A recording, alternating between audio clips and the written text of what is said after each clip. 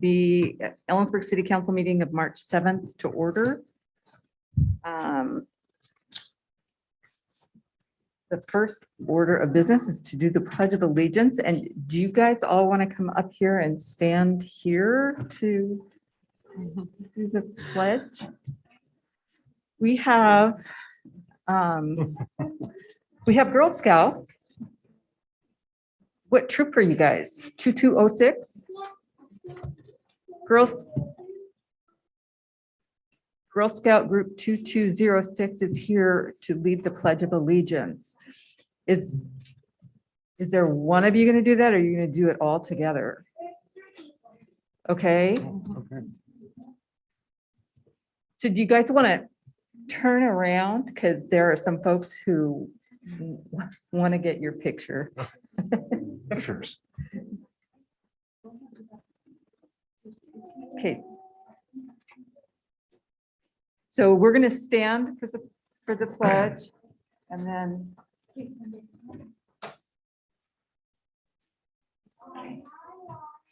other one. Wait. I pledge allegiance to the flag of the United States of America and to the republic for which it stands, one nation, under God, indivisible, with liberty and justice for all. Good job. Good job. What do you say? Say thank you. Say thank you. Thank you, City Council. thank you for helping us with that. Okay, not too loud. Okay. Okay. Thank you. Got off without buying any cookies, so. Okay, You should do that every meeting. thank you. Bye. Call to order and roll call, please. Elliott, Here. Goodlow, Here. Lilquist, Here. David Miller, Here. Monica Miller, Here. Adam Wynn. Here. Thank you. So we have several proclamations tonight. Our first- what's it? Oh, Mayor, or yeah. Council member Tab requested an excused absence. So moved. Second. Motion and second to excuse Councilmember Tab. All in favor? Aye. To a vote aye, that motion carries. Okay. Now, our first proclamation is the National Developmental Disabilities Awareness Month. And that will be read by Devin Beach on Zoom.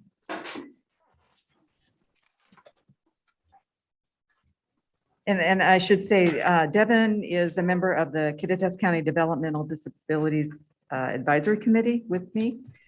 And she is the organizer of the Let It Shine event in recognition of autism. So go ahead, Devin. National Developmental Disabilities Awareness Month Proclamation of 2022.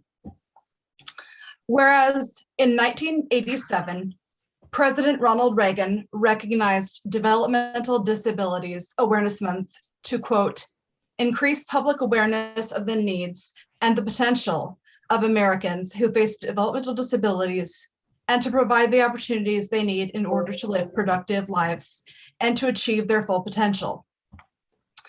Whereas, according to the Center for Disease Control and Prevention, developmental disabilities are defined as impairments in physical, learning, language, or behavior areas, which include autism spectrum disorder, cerebral palsy, attention deficit / hyperactivity disorder, intellectual or learning disabilities, hearing loss, vision impairments, and other developmental delays. Whereas recent estimates from the CDC show that in the United States, 1 in 6 children between the ages of 3 and 17 have one or more developmental disabilities. The US Census Bureau estimates 13% of the population, both in Kittitas County and nationwide, is disabled. Whereas in Washington State, 72% of DDA, that is Developmental Disabilities Administration clients, live with their parents or relatives. 9% live in their own homes. 8% are in supported living environments. And about 3.5% live in adult family homes. Whereas people with disabilities are less likely to complete high school, less likely to be employed, and more likely to live in poverty compared to people without disabilities.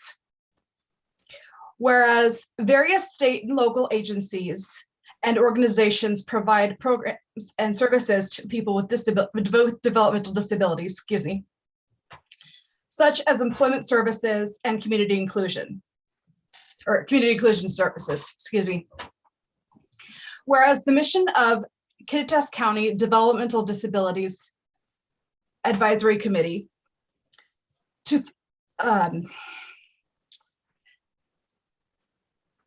The mission of the Kittitas County Developmental Disabilities Advisory Committee is to foster an inclusive environment that supports citizens with developmental disabilities and their families to participate in and to contribute to all aspects of the community.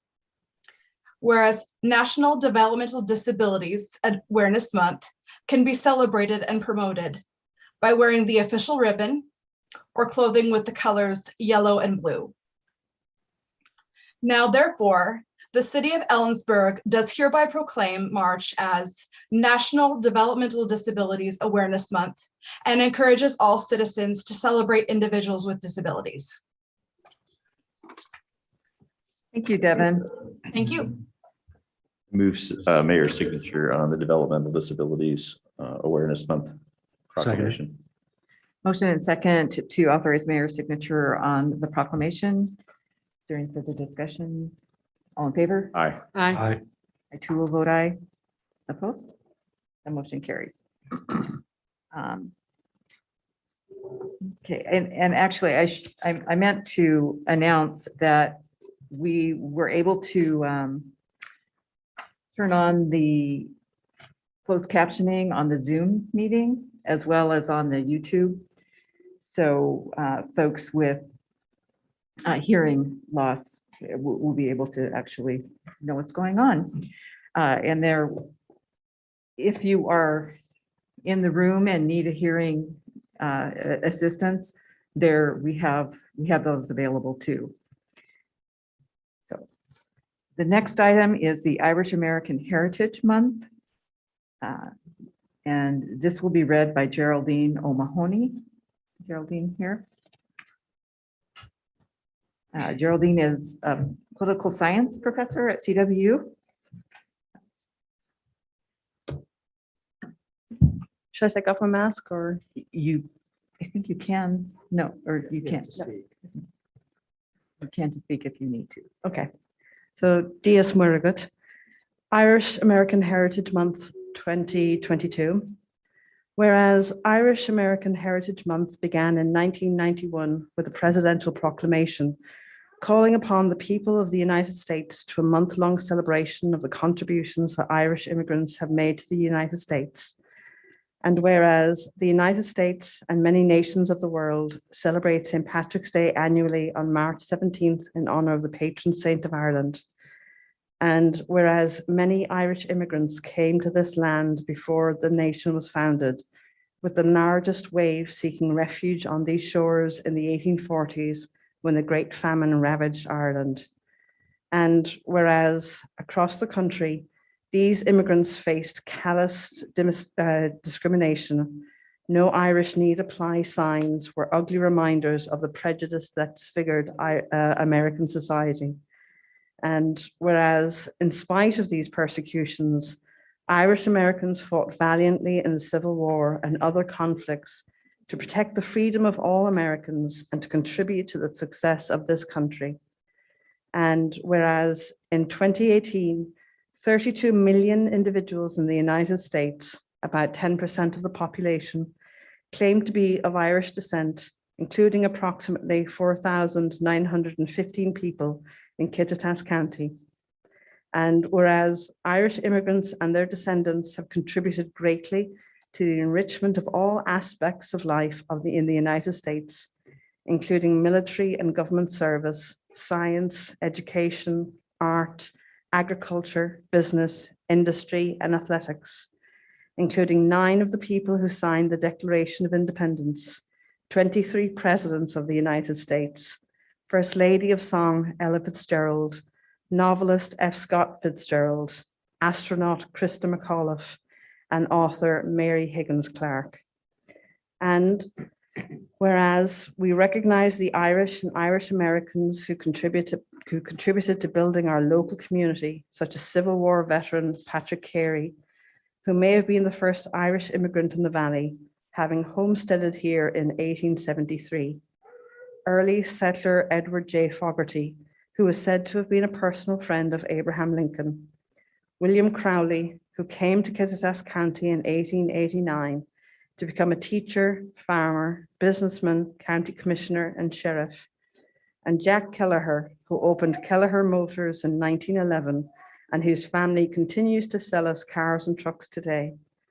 And whereas the city of Ellensburg recognizes and honors all of the Irish and Irish Americans residing herein who contribute to the strength and vibrancy of our diverse community.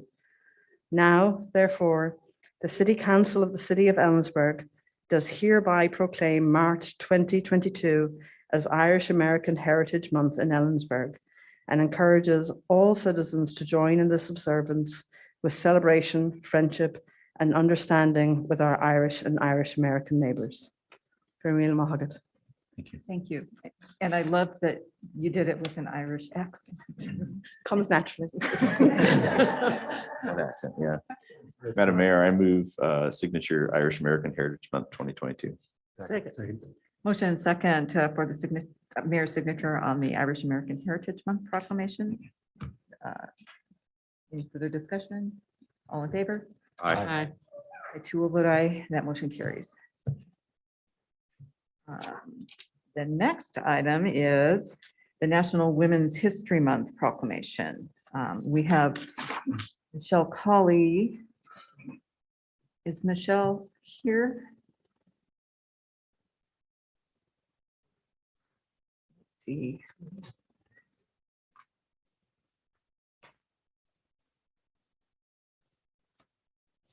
So Michelle is on Zoom. Can we? I think you're ready, Michelle. Thank you. Whereas Congress designated March as Women's History Month, recognizing that American women of every race, class, and ethnic background make historic contributions to the growth and strength of our nation in countless recorded and unrecorded ways. And whereas in 2022 theme for Women's History Month is women providing healing, promoting hope, and to the various ways in which women have provided healing and hope throughout history and today through their unending work during the pandemic. And whereas women have worked tirelessly as medical professionals and healthcare heroes across the country and are going above and beyond in the fight against coronavirus. And whereas in 1992, May C. Jemison, a physician prior to joining NASA, brought hope and science to children everywhere, and Megan Rapinoe, who led the women's national soccer team to the World Cup in 2019, provided hope for little girls everywhere in achieving their dreams. And whereas Ellensburg had numerous notable women who contributed to the healing and hope of this community, women such as Mrs. Magdalena Youngberg, 1859 to 1920, who opened and operated the first official hospital in Ellensburg at 801 East 5th Avenue from 1911 to 1920. Gretchen Thatcher, who served as a role model for the disability community and dedicated her efforts to provide hope to clients at Central Washington Disability Resources for 20 years. And Donna Nylander, a passionate activist for the dramatic arts, history, and life in pioneer times, who worked tirelessly to establish Washoe Friendship Park in downtown Ellensburg. And whereas the city of Ellensburg recognizes and honors all women who continue to contribute to the strength and vibrancy of our nation and this city. Now, therefore, the City Council of the City of Ellensburg does hereby proclaim March 2022 as Women's History Month in Ellensburg and encourages all citizens to join in this observance by celebrating and reflecting on the healing and hopeful contributions of women in our community. The City Council also encourages all girls and women to pursue their dreams. Thank you, Michelle. And I should have said, Michelle is a nurse, so fitting for the theme this year, and also the president of the Early Learning Coalition and a program manager for First Steps and children and youth with special health care needs. So I Thank move you. to approve the proclamation for National Women's History Month. Second. motion and second to approve the proclamation for National Women's History Month. All in favor? Aye. Two will vote aye. That motion carries. Okay. So we are finally to the approval of the agenda. Mayor, move approval of the agenda as presented. Second. Motion and second for approval of the agenda. All in favor? Aye. I too will vote aye. That motion carries. The consent agenda. Madam Mayor, approval of the consent agenda as presented. Second. Motion and second for approval of the consent agenda as presented. All in favor? Aye. I too will vote aye. That motion carries. Okay. 6A, bookworms to earthworms seed share library, page 119.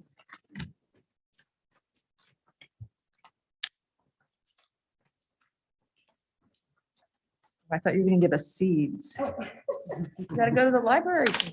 Oh, my gosh, thank you.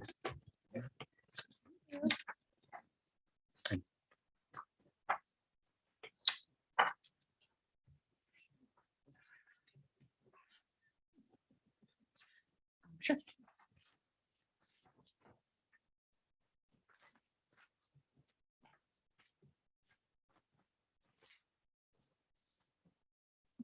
Yeah, thank you.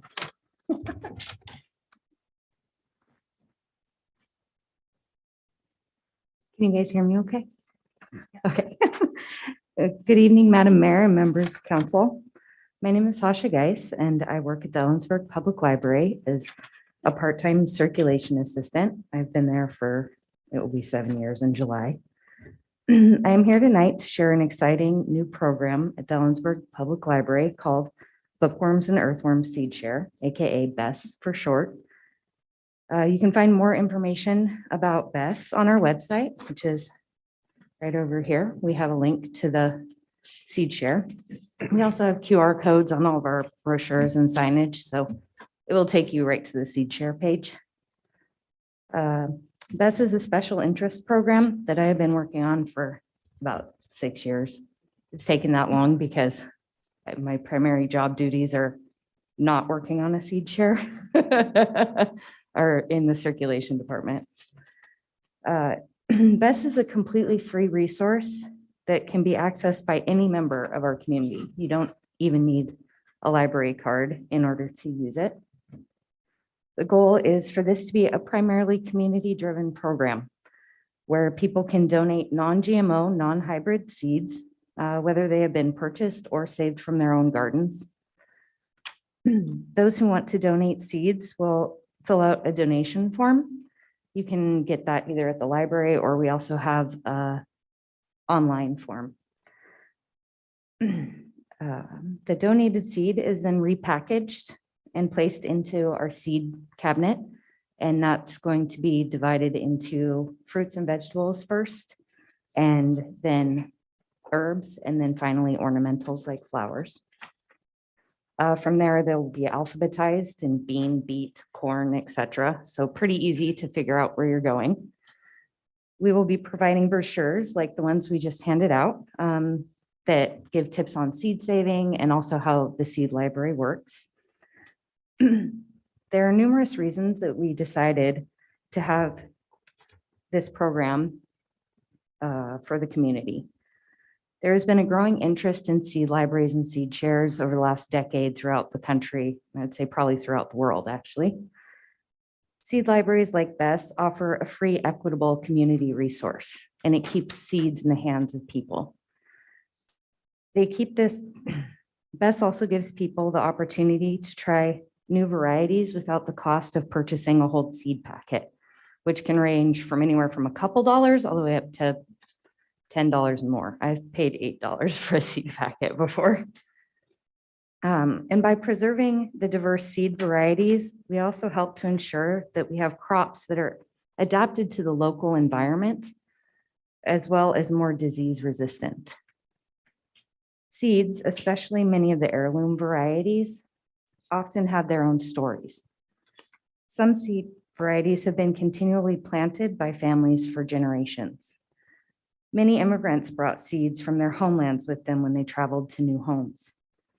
Those seeds are part of their story.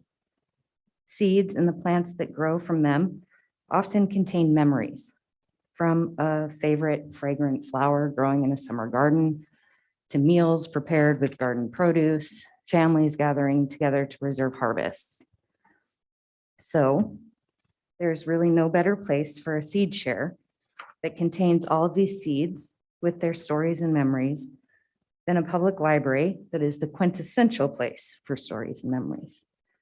Thank you for having me. If you have any questions, I am happy to answer. Other questions for Sasha? Thank you very much. Or thanks I have for a doing. question. Do they come with like instructions? So each of the seed packet will have. I'm not a very good gardener. That's okay. Throw that out there. They do have notes on them. Sometimes seed depth or how spacing. Yes, that's what I need. Yeah, yes, they will. And then also if they're frost hardy or cold resistant varieties, early varieties. So any notes that we get from the people who have donated the seeds, or if they are already on the seed packets that we're breaking them down from, they will be on the packets. Thank you. Yeah, thank you. Okay, our next item is 6B, the Kittitas Valley Fire and Rescue update by Chief Sinclair.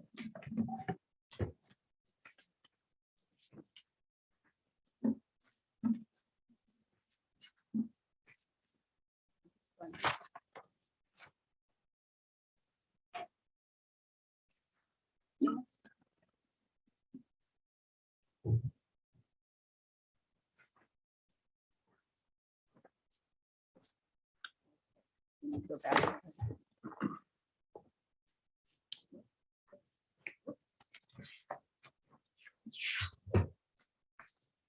Madam Mayor, members of the council, thank you for the opportunity to address the city council. And I'm going to go ahead and do a brief presentation. I've only got about 40 slides. I'm kidding, not that many. But feel free to ask any questions. There is a slide that actually talks about any questions that you might have, but I throw this picture in. It is actually from the Taylor Bridge fire, which I think everybody remembers. I also throw it in to keep Councilmember Elliott awake. But it is also there to remind us that we live in the Intermountain West. One of the things that we as your fire district continue to battle with is the issue of wildland fire, especially with the significant amount of building boom that is going on up in our foothills. If you drive between here and Wenatchee on the old Blewett Pass Highway over the next year, you're going to see a significant amount of construction up there in the Lauderdale area. You'll also see a number of developments that will be occurring in the next year or so up on the hills up above Cleellum. So that's in the upper county, but we're seeing the same sort of thing out here in our northern foothills. And it continues to be an issue that we are looking at. I am happy to report that Chief Elliott, one of his roles is that he is the chair of the Wildland Fire Policy Committee for the International Association of Fire Chiefs.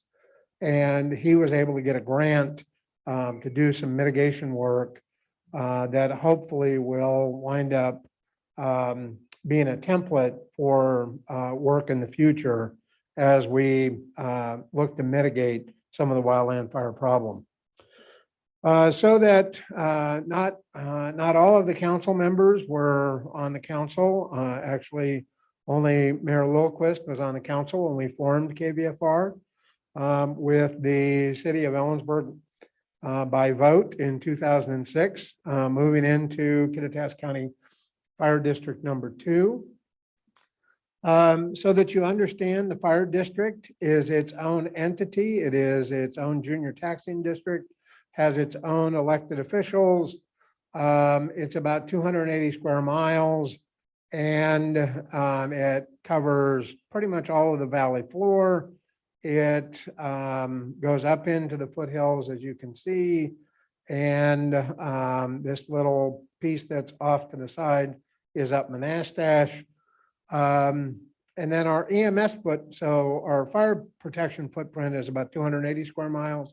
Our EMS footprint is about 1,200 square miles, goes all the way to the Columbia River, goes all the way to the county line up on the north side, up to and including Blewett Pass, and to the Yakima County line, down the canyon and down I-82. As we go west, Upper County Medic 1 is the other EMS jurisdiction in the county. And right about the area of the rest areas where we switch over with Upper County Medic 1. We are accountable to our taxpayers. We operate under a balanced budget on an annualized basis. We've passed all financial and accountability audits by the state, and we pride ourselves on being frugal with the citizens' money. We try to pay cash for apparatus rather than financing. And we also, we are what's called a combination fire department. We have career staff as well as volunteer staff, although our volunteer staff has been impacted over the last couple of years, and we'll get to that here in a minute. This is our call volume, and so 2 figures to sort of look at. In 2007, when we did the merger, we ran about 2,761 calls. In 2021, we ran 4,586 calls. That's about a 65% increase in call volume over that period of time. This is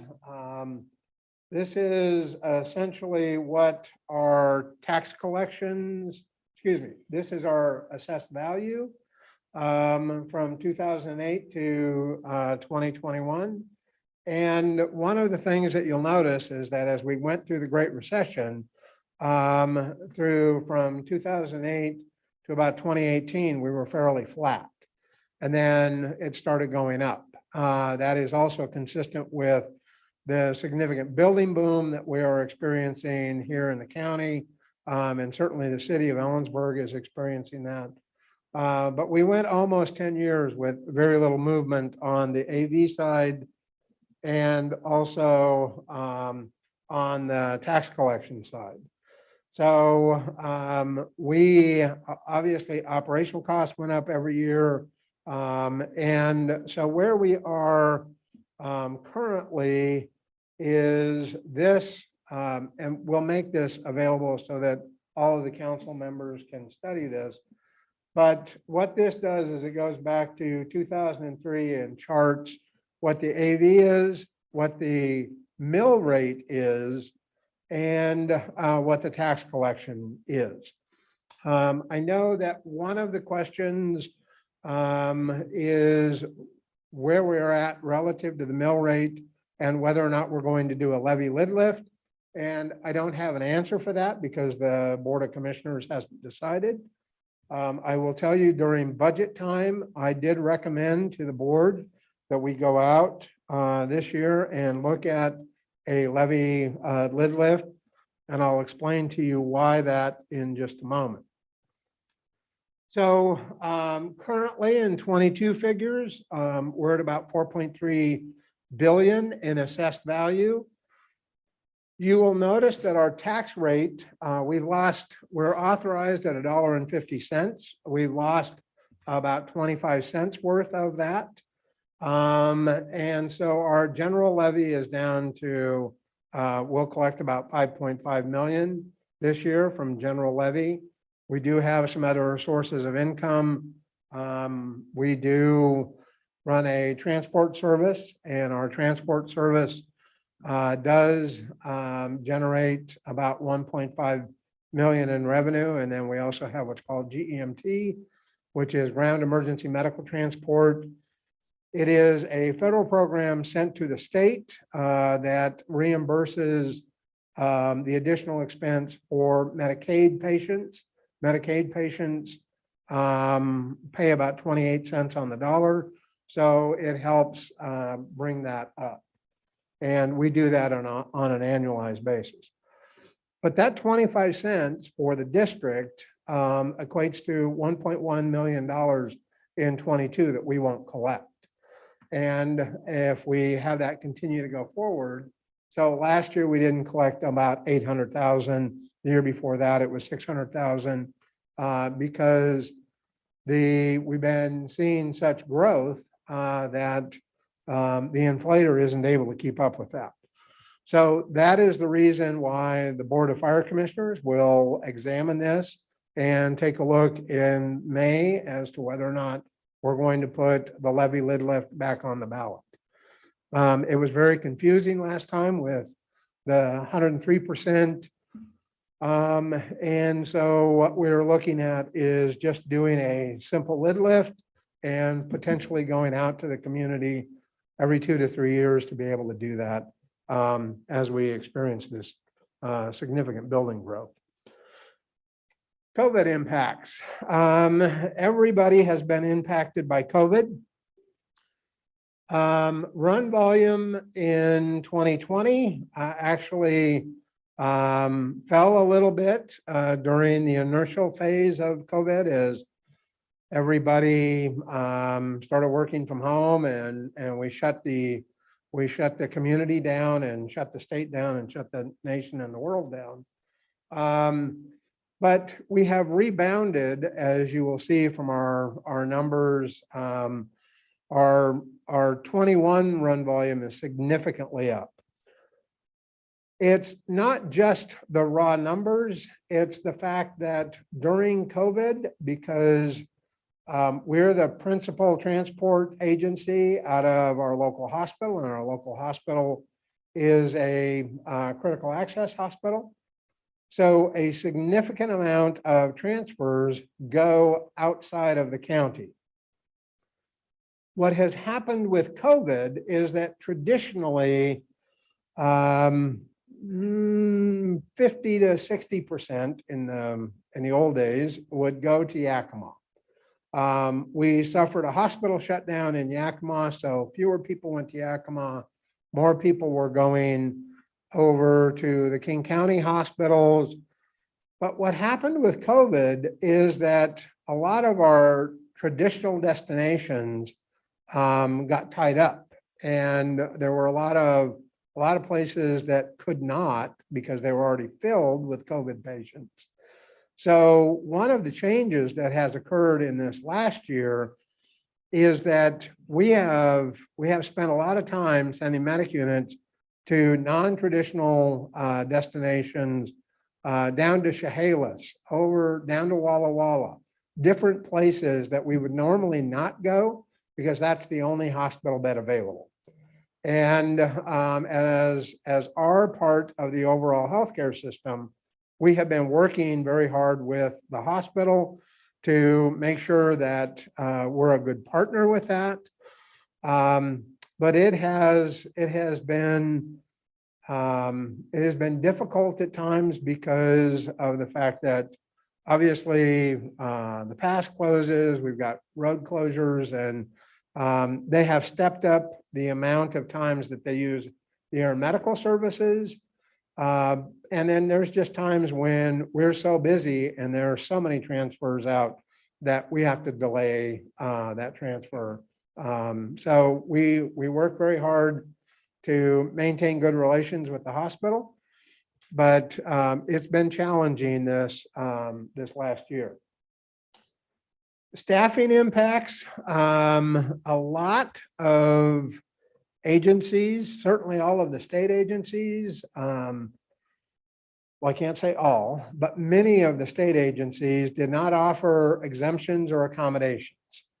There were some fire departments that didn't offer exemptions or accommodations. I will tell you that we did. We did with our volunteer forces and we did with our career forces.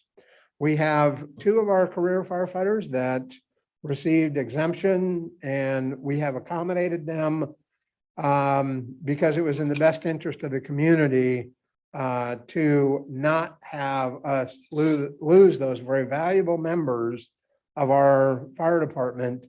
And we worked with the health department, we worked with the medical community to make sure that the accommodation process was in place. With the relaxation that is coming, the masking rules, we will still make sure that those people that have an accommodation for the vaccine remain masked, and that will be in place until the emergency order is completed and there is discussion with the governor that at some point he may release the vaccine mandate. But we don't know when that will occur.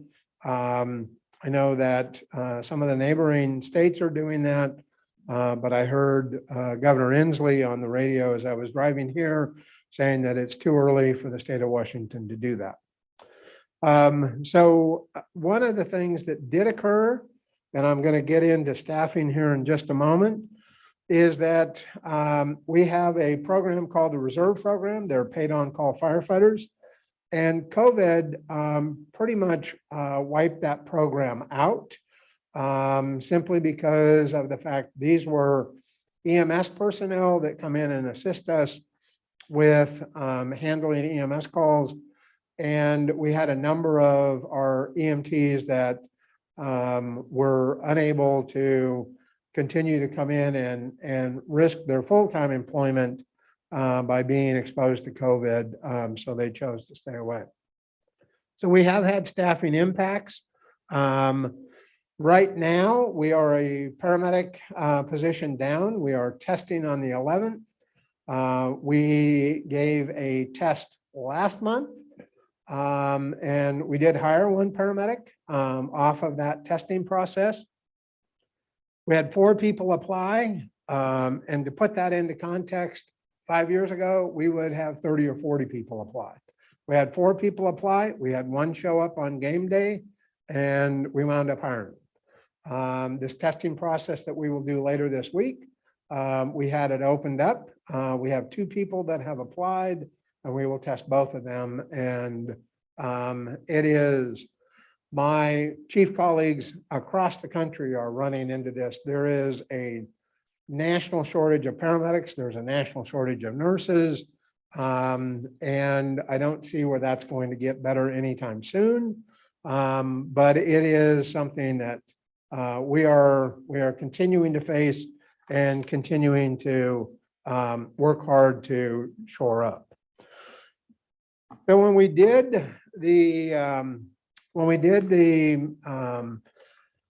consolidation, the regionalization, where the city actually annexed into the fire district, our staffing levels in 2007, where we had 2 chiefs, 1 training captain, 1 prevention captain, 21 shift firefighters and officers and paramedics, 4 admin staff, 18 reserves, 6 residents, and 89 volunteers. Fast forward 15 years later, we still have 2 chiefs. We have a training captain. We have a lieutenant in the training division. We have a prevention captain. And this year we added an inspector's position in the prevention area to assist with our responsibility that we have being the fire code official for the city of Ellensburg. And so we added an inspector position because one person in prevention wasn't able to keep up with all the growth development and get all the commercial occupancies inspected. We went from 21 on-shift personnel to 33 shift firefighters and officers. We still only have 4 admin support. The reserve program has canceled itself out because we were unable to continue to have people in that position. We have still 6 resident positions. We only have 4 right now. We have 57 volunteers and we are actively recruiting to get the volunteers back up. And we have added 1 mechanic and 1 facilities maintenance person to our staff. That's an increase of about 55% over the last 15 years in FTEs. The majority of that directly online or providing service to free up. As an example, we used to have the people on shift maintain the apparatus. We hired a mechanic because our folks were so busy they couldn't do that. Same with the facilities person. So all of those are to really augment operations. We still only have 2 chiefs. We only have 4 admin personnel, so we haven't added to the administration whatsoever. Capital projects completed since the merger. Obviously, we were utilizing the public safety building for the first 9.5 years. And then we passed a capital bond and built the new Station 29 down on Mountain View. That was a brownfield, and we worked with the city to clean up a brownfield and build a station. We're very proud of that. We continue to work with Department of Ecology to get a no further action letter with the brownfield. And so we hopefully will reach conclusion on that this year. In the last couple of years, we built a maintenance facility out at 2020 Vantage Highway and also redid the living quarters out at Station 21. We built a volunteer station out on Station 23 out on Clemens Road, Station 22, which is at Josam and number 6. We have greatly enhanced the capital fleet with buying engines, tenders, brush trucks, medic units. Obviously, the medic unit fleet, we buy a new medic unit every 1 to 2 years. Sometimes we buy 2 in a year. Sometimes, like this year, we're buying 1 additional one. And then there is a system of equipment that, like cardiac monitor, defibrillators, AEDs, stair chairs, the striker cots and the load systems for those.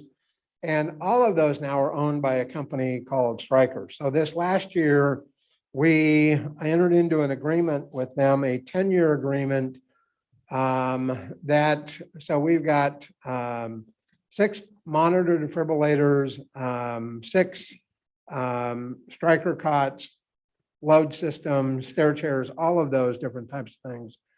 And we signed an agreement for about $1.5 million that will be over the next 10 years, and we will get 2 technology upgrades of equipment in that 10-year period.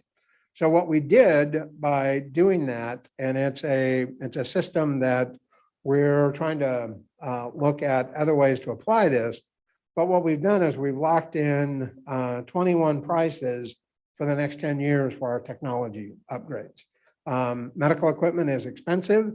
All you got to do is put a Star of Life or a Maltese cross on something and you get to double the value of it. So what this is looking at, this particular graph is looking at the bond. When we passed the bond to build Station 29, we said that we would do it for under 20 cents per thousand. This shows that for 21, it was at about 12 cents. For 22, it's at about 10 cents because of all the growth. And we're on path to pay the bond off certainly when we are supposed to. Capital projects for the future. With the growth of the city, the growth of the district, we're looking at eventually having to have another staff station somewhere in the west northwest of the city with all of the growth that is occurring. Station 26, which is our Fairview satellite station, Station 27, which is our Reeser Creek station. We may actually be able to combine the Reeser Creek and the new station out to the west of town. And then we still have capital fleet issues relative to ladder truck. Our SCBAs are going to have to be replaced in the next couple of years. That's about an $800,000 capital fleet replacement for all the self-contained breathing apparatus. Ladder truck is 1.1 to 1.4 million. A fire engine runs about 600,000. So those are just some things that are queued up. The other thing I was asked to talk about is what are we doing? There's a lot of discussion about what we're doing relative to regionalization. So that you understand, there are 10 different fire jurisdictions in Kittitas County. KVFR operates with about 35,000 of the population, and the other 15,000 population is covered by 9 different fire jurisdictions. So the second largest by assessed value fire district in the county is Fire District 7. It surrounds the city of Roslyn and city of Cle Elum. They were without a chief early in 2019. So they came to KVFR and asked for a contract for fire chief services. So we've been providing them services with me being their part-time fire chief up in Fire District 7, still maintaining the full-time job here. And we've made significant improvement in their fiscal position. We've also had discussion with all of the other departments in the Upper County about doing some sort of regional effort. And universally, everybody says the same thing. Yes, it needs to happen, just not right now. But District 7 and the KVFR board have agreed to move forward with a regionalization effort. We have looked at what's called the Regional Fire Authority model, and we've looked at a direct merger model. Neither one of those will work at this time because we can't get the levy rate the same, because Upper County Medic 1 has an EMS levy that about 70% of District 7 is going to be a part of Upper County Medic 1's EMS levy. So if we were to go to $1.50 with both agencies, part of District 7 would be paying more than the other part. And so we're looking at doing a contract for service for the initial phase of this, and then seeing whether or not we can get more partners on board. Contracts, if you are following this sort of thing, Eastside Fire and Rescue over in Issaquah just contracted with Woodinville Fire Department, if you know the geography over there, and they're negotiating a contract with Mercer Island where they would all become employees of Eastside Fire and Rescue, and they would do that under contract. So there's numerous places where we can get some boilerplate language for contracts. And so it will likely be a contract for service. But last week, both boards met in a joint session and authorized a feasibility study. We've hired a consulting firm out of Oregon called ESCI, and they will be doing a feasibility study, which we will then publish to make sure that it makes sense for both entities. If it doesn't make sense for both entities, then we won't do it. but that's where we stand relative to the regionalization effort. So, questions? Questions from the council? I have questions. Please. So, and you're right, and I remember when we merged the city fire department with District 2, I had this vision of, you know, maintaining somewhat close ties and kind of, I guess, monitoring service levels. I think we made a commitment to our citizens that there wouldn't be an effect on service levels. And I've been a little negligent because I think it's been a few years since you've been here. And I haven't, you know, insisted on inviting you. And so I want to, I guess, I'd like to request like an annual report to the council, and you had some great information there, but what I didn't see was what is the trends in service levels, like response times, and I don't even know what other metrics we might use, but you know, what the had call volume, but how, and you alluded to the changing of the types of calls. I'd like to see those trends over time, and just to make sure that our citizens are getting what we said that they would get many years ago. Well, just to be blunt, your citizens are our citizens. And we Yes. all work in the same environment. And so we're happy to provide, if you give us the granularity that you would like, we're happy to provide that. You know, we're still running 80+% of our call volume is still EMS. We can certainly break out response volume or response times inside the city of Ellensburg if you want that level of granularity. We do provide a quarterly report to Central based on our contract with them. So I'm sure that we can do that. What I need to know is the specificity and the granularity that you want in that report. And then we're happy to do that. And I'm happy to come back and give you that every year. So, you know.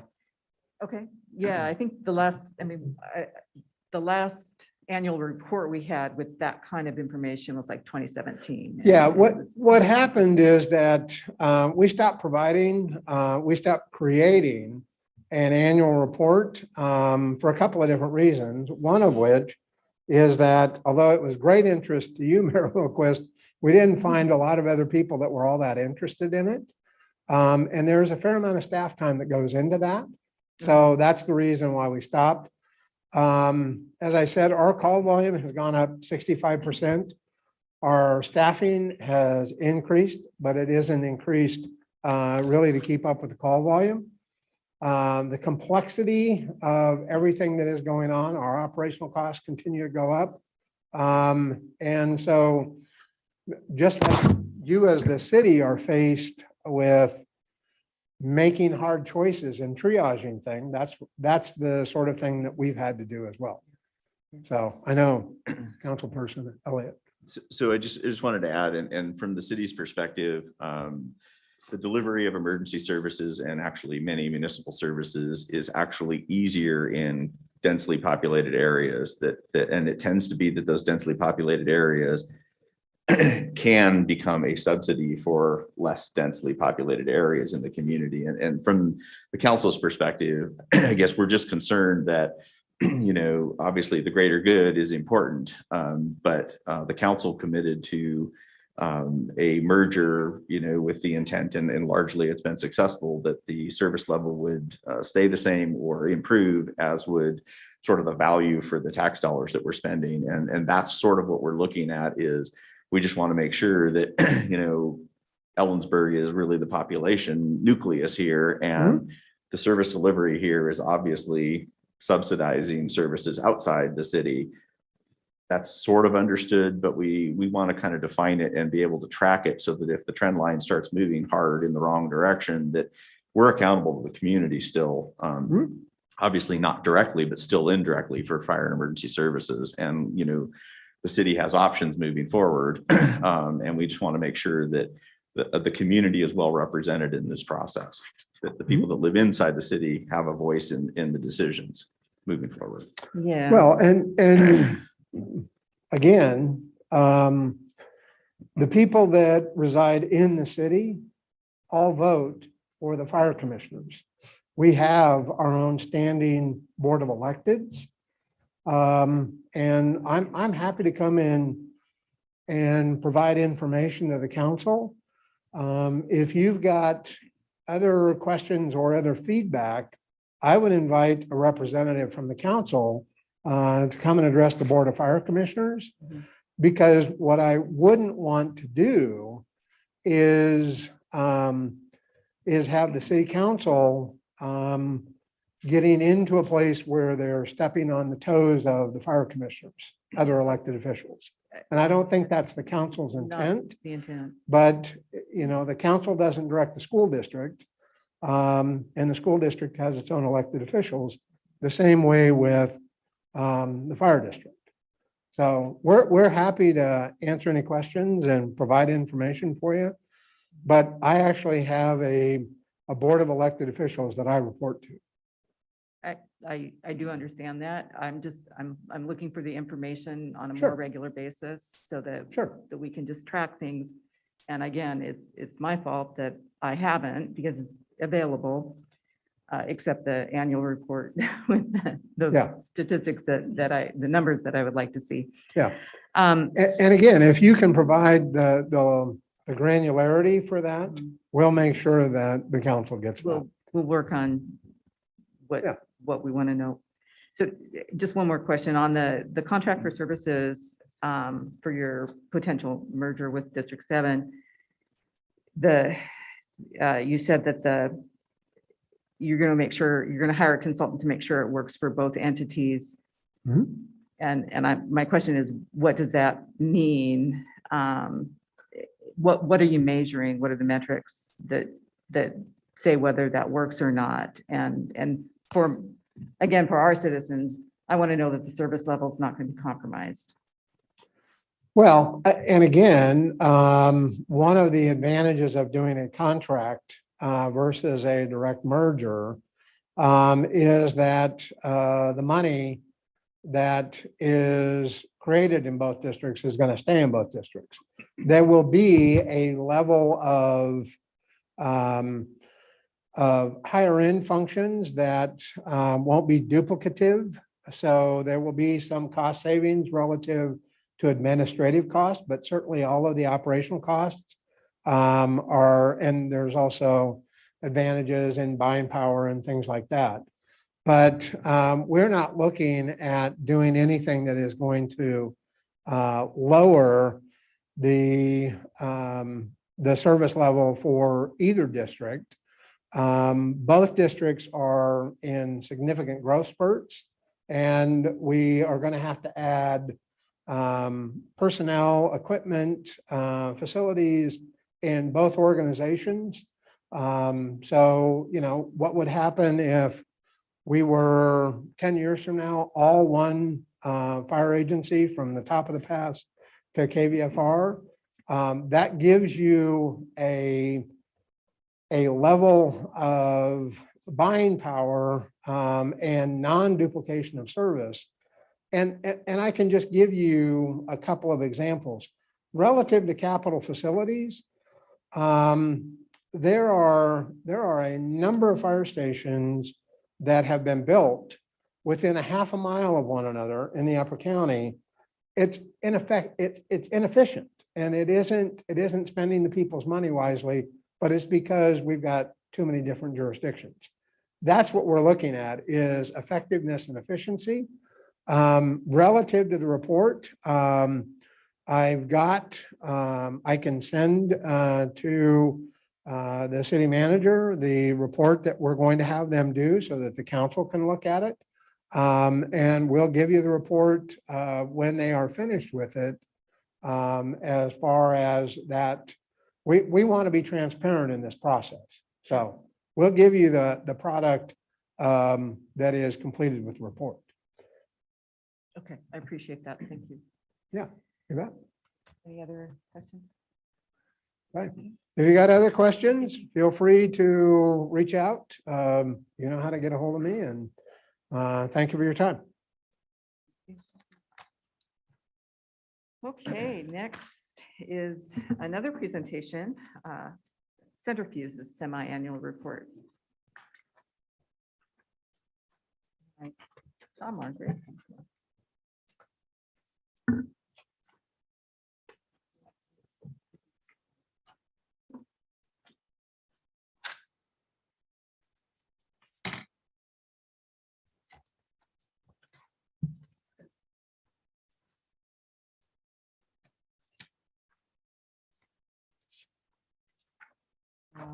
Back up a little.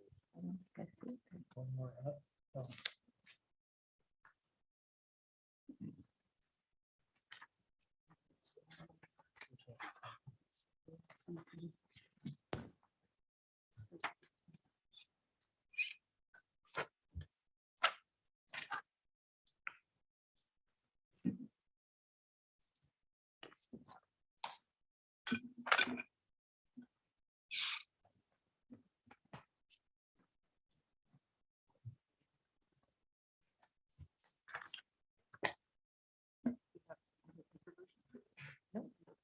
They're in the board packet. Nope. Don't have to ask, did I push what button? Tell me the button was.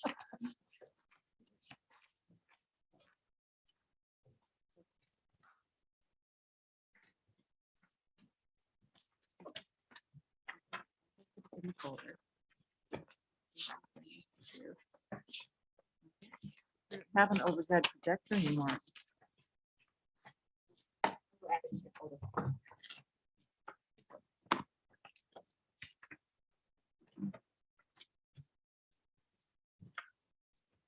Gee. Okay. Should we just go for it, do you think, or wait till Heidi comes back? Okay, all right, we'll do. Good evening, Mayor Littlequist and council members. Thank you so much for inviting Centrifuges to come back and talk about the work that we've been involved with. We last were before you in September of 2021.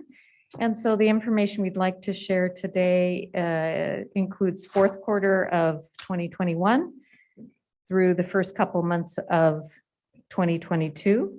I'd like to recognize 3 board members that are present here tonight: Garrett Pashusta and Dale Bankston and Andreas Bowman. I was going to say next slide. So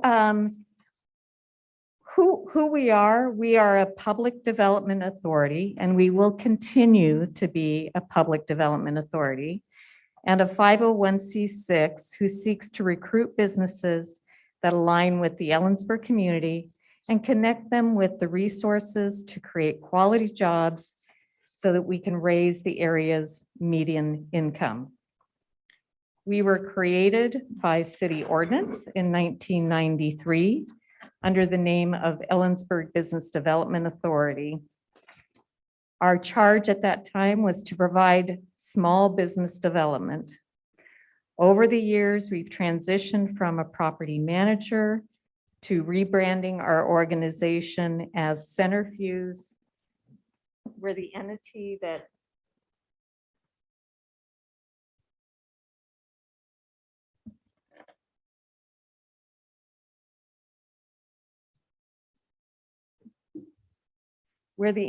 that it ignites or sparks economic development in Ellensburg.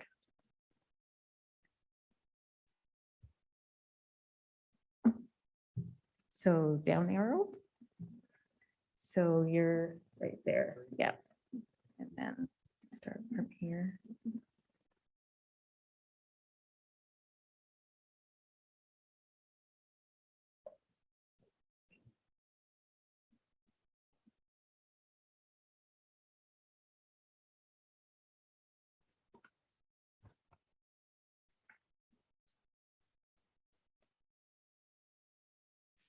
So again, we were just talking about that EBDA was created by city ordinance in 1993, predominantly served as a property management, then rebranded the organization to Centrifuges, where we ignite or spark economic activity in Ellensburg.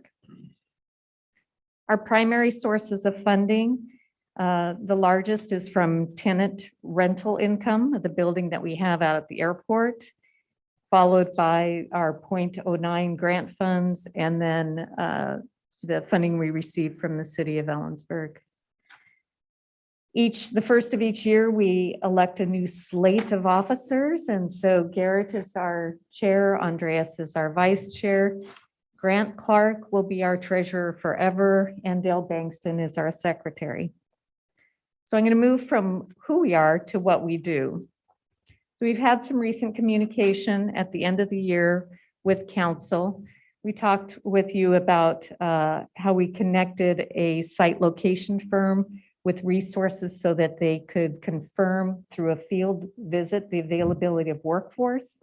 That was really significant because the data that they were receiving about Ellensburg indicated we don't have a workforce that could participate in the business that they were bringing to Ellensburg. He came to town, he saw we have a workforce. He went and visited the university and other places and made a final endorsement to his client, move ahead with buying land, which is happening. We also have been connecting an existing business who wants to grow here in Ellensburg with government staff to explore public-private partnerships. This is something I want to talk about. This is our market research, and I'll have our next few slides on this, that we did the end of the year, where we reached out to our customers that have had significant conversations and dialogue with Centrifuges to find out what's working, what's not, what could we do better. And again, we've provided you with a year end for 2021. So with the market research, our customers told us that they like the fact that we are flexible and responsive to their needs, and that we are dialed into existing properties here in Ellensburg. They like that we have an active role in setting things up for them so that when they come to town, they can move forward with pursuing development. They mentioned that housing availability matters, no surprise to any of you. And that it matters when they come to town and they find a business-friendly climate. They get a lot of their information from places like the Planning Commission. They look at the minutes and the notes of the Planning Commission to see where is the city going and what are they focused on. And there's still some issues that they need to resolve before they commit to Ellensburg being their place of choice.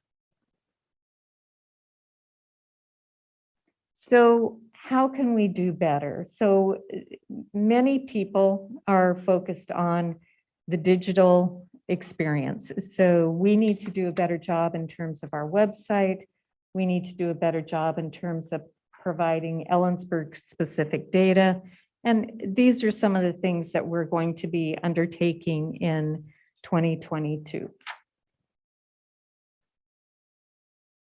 So last year we talked about, these were our 6 strategic pillars, and you know, the sale of the Prospect building was a big deal, brought in $720,000 to the city.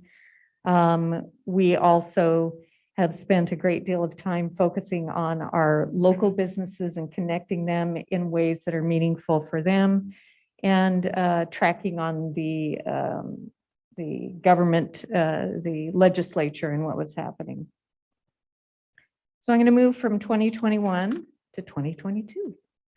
So we have 4 goals for 2022. In the recruit business goal, we're going to pursue that in 3 ways. Respond to inquiries that come our way, curate key industries, and work with our partners to ensure Ellensburg has a business-friendly environment. Organizational effectiveness. Board advisors asked, what does our competition look like in terms of structure, staffing, and funding? And how do we compare? So we want to ensure we are well placed to compete and promote Ellensburg today and in the future by reviewing our organizational structure, staffing, and funding. We are not unhappy with our current organizational structure, and we want to review it to confirm it's the best for us to serve Ellensburg now and in the future. We want to market Ellensburg. We want to listen to what our customer needs, make sure that we're responsive to those needs, and promote both Centrifuges and Ellensburg. And on the building local capacity, that's all about partnerships and supporting efforts that promote economic development and diversify our tax base. So the part-time staff at Centrifuges, in addition to carrying out the board-directed goals, also still handles the monthly accounting, financial reports, board meetings, grant reports, managing the tenants out at our building, and responding to emails and phone inquiries about Ellensburg. So we've talked a bit about who we are and what we do. Now we're going to talk about why it matters. So I just did a dump from the county's assessor site, and I pulled out anything that had reference to residential to create this map. It's truly at a 10,000 foot level, but what it told me is that I don't believe we have a good inventory of retail, office, commercial, industrial properties in Ellensburg. And I'm going to come back to this in a bit. Construction activity is on the rise. We're seeing an increase in both residential and commercial permit activity. And for 2021 third quarter, while employment increased at 5.4% in the region, which is comparable with Washington State and the nation, the average worker wage increased 3.7, which is below what Washington and the US currently have. So we want to see what we can do to work to bring the region's level up to the state and the nation's level. Also, it's expensive to live in Kittitas County. So if you live in Kittitas County, you're an adult, you're an adult with a preschooler and a school-age child, to have a self-sufficiency experience here, you need to make over $57,000 a year. So just as context for that, Adams County, the self-sufficiency standard is $45.8 thousand.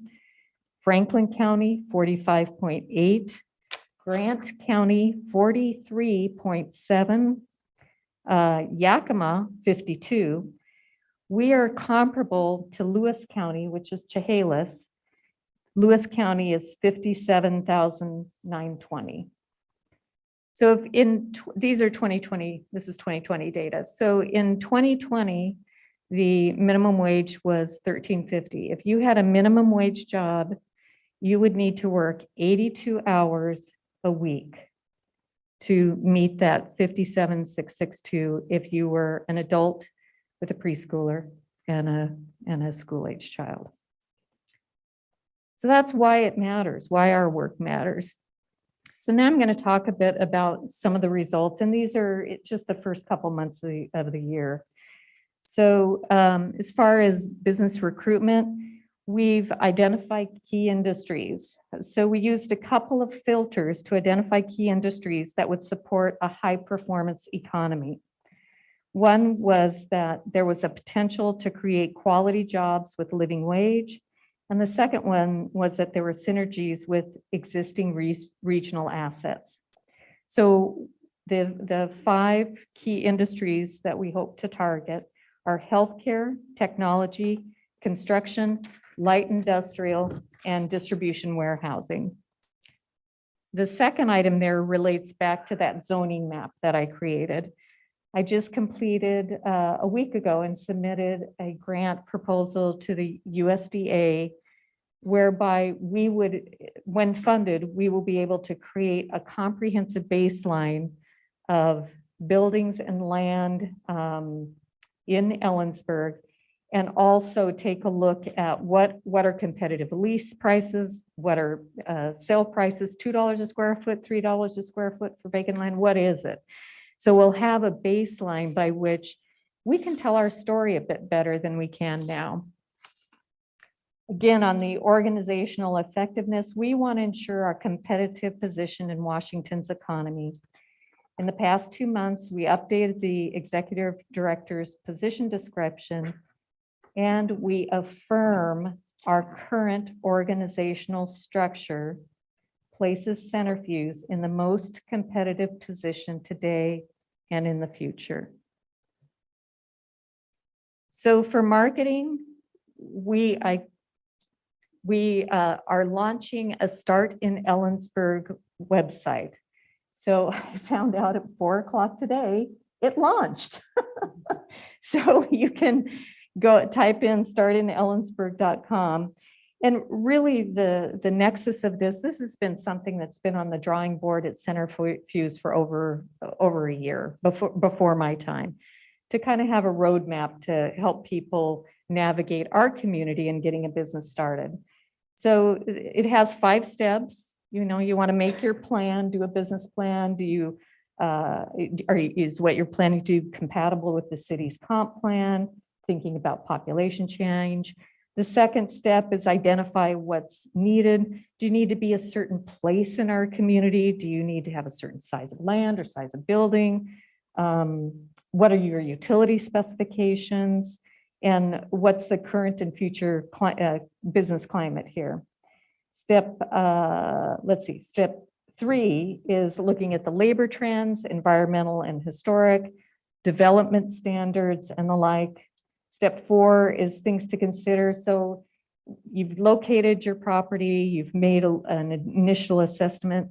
What's it going to cost in terms of upgrades or improvements, infrastructure enhancements? Is there a supply chain available that you need, professional services and workforce availability? And then step 5 has to do with regulations, and that the city offers an optional pre-application process. So if people want to come in and discuss their project, they can. Incentives and discounts, and local and state permitting. So on the build the local capacity, we're participating in the countywide economic development effort, and the creative district planning, and the child care network. So prospective businesses look to us for solutions for them to start, grow, and prosper. That's what we're set up to do.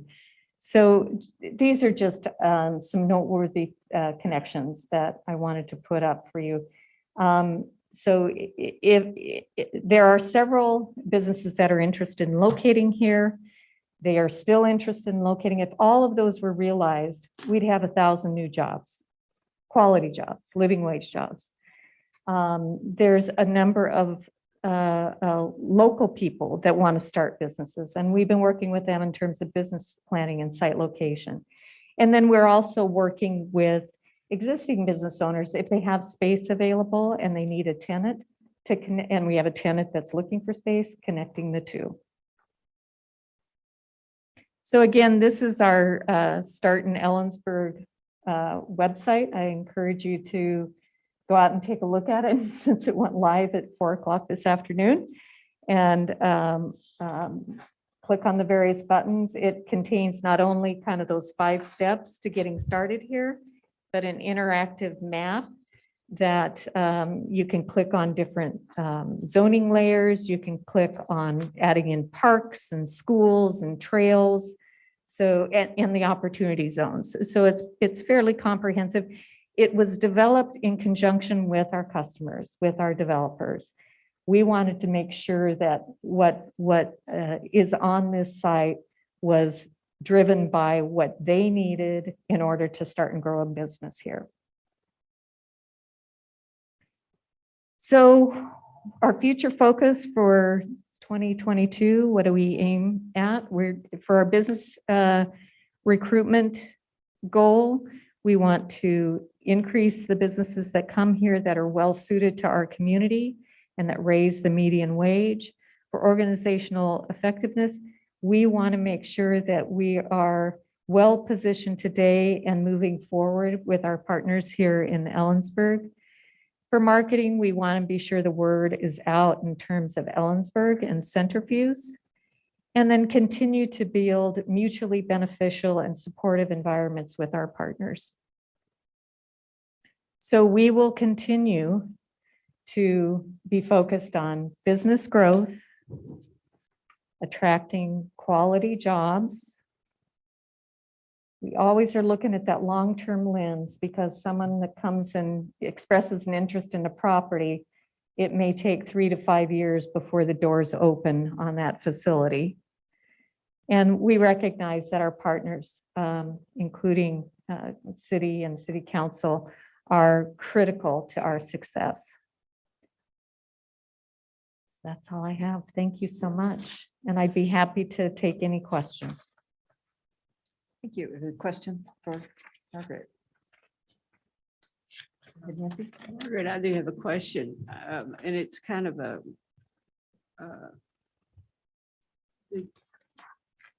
check the best you can, but I know you're involved with the TIPS planning and that work.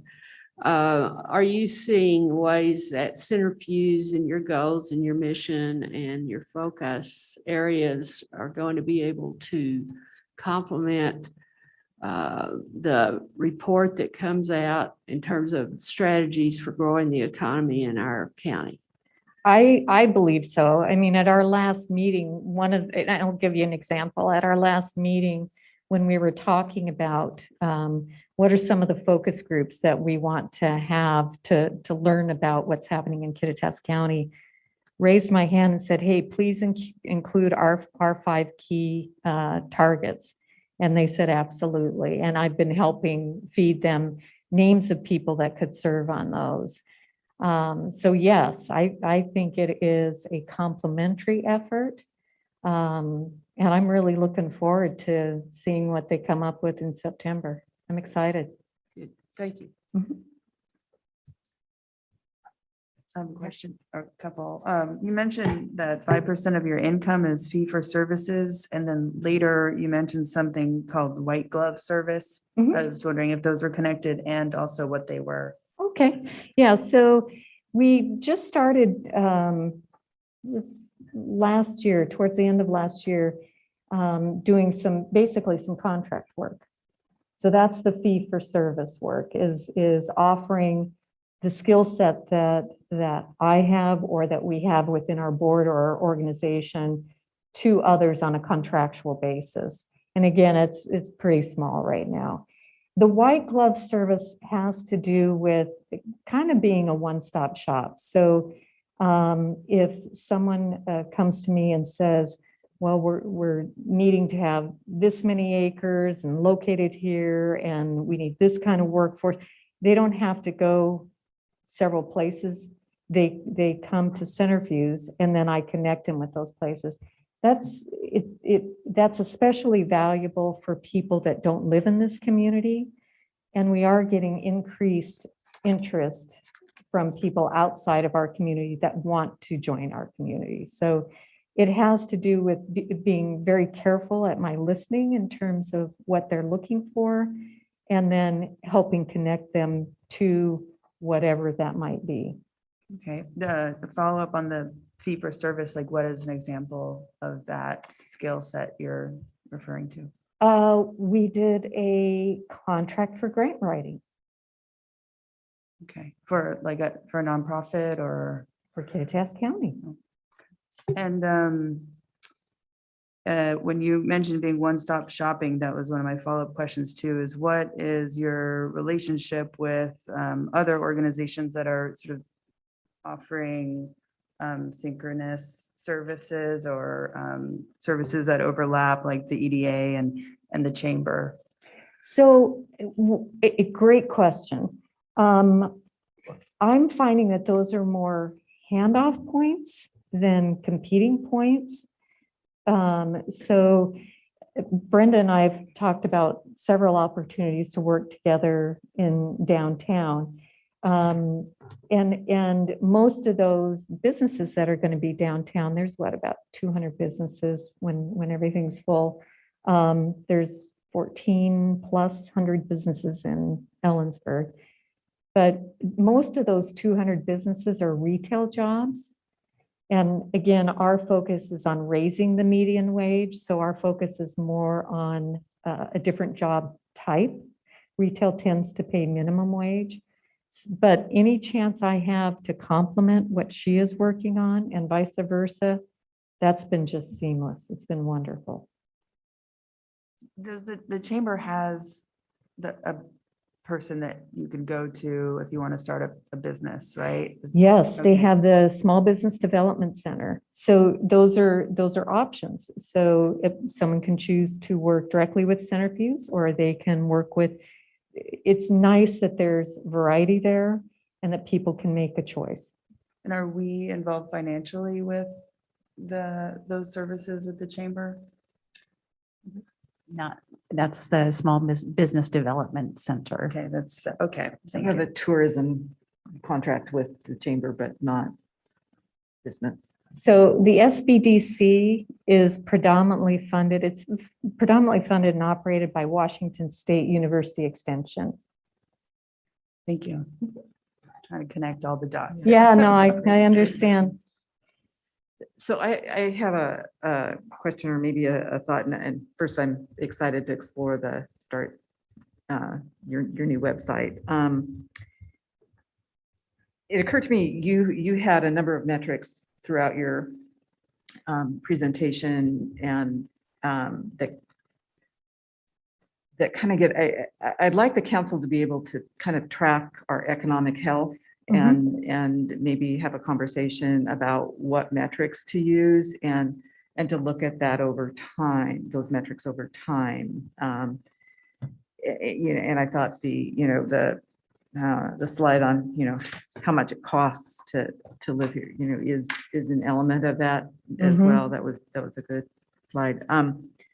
Anyway, so maybe rather than list these, we can get together and That sounds great. And like I look say, at that. we identified a data analytics company that's going to help us drill down to Ellensburg. Our challenge has always been that the most available data is at the county level, but we really want to hear what's happening here so that we can tell a story about Ellensburg. So we'll be bringing on that firm, I think, later this month. I think one of the slides actually has, it's this slide right here has a couple of the diagrams that we're able to get. And again, they are Ellensburg specific. That's good. It will be so helpful. And we can backcast and then look at trends. That'd be great. Yeah. Any further questions? Thank you. Yeah, thank you for having us. Thank you to the board. Did you guys want to add anything or? Okay, next. We are finally to citizen comment on non-agenda items. And is there anyone in the audience who would like to speak on something that's not on the agenda? Yeah, and you have. Just right. Okay, so the folks on this list are all for the animal services, and that's on the agenda, so we'll get to you guys later. Mr. Kelleher, did you want to speak to an item not on the agenda?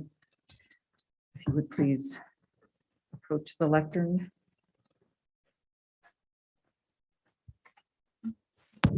Thank you, Mrs. Mayor. Pat Kelleher, 6530 Wilson Creek Road. Been here since October. The situation on Cora is still unsafe. The at least 50% solution was suggested months ago. It was in effect for 55 years. Worked pretty well. But it seems to be a non-decision. I don't understand why the pickup and drop off for Mount Stewart can't go back to where it was for over half a century. But that's not what I'm here to talk about today. It's how'd we get there? If you develop the Weiniger property as a developer, you would have had to put in Helena improvements.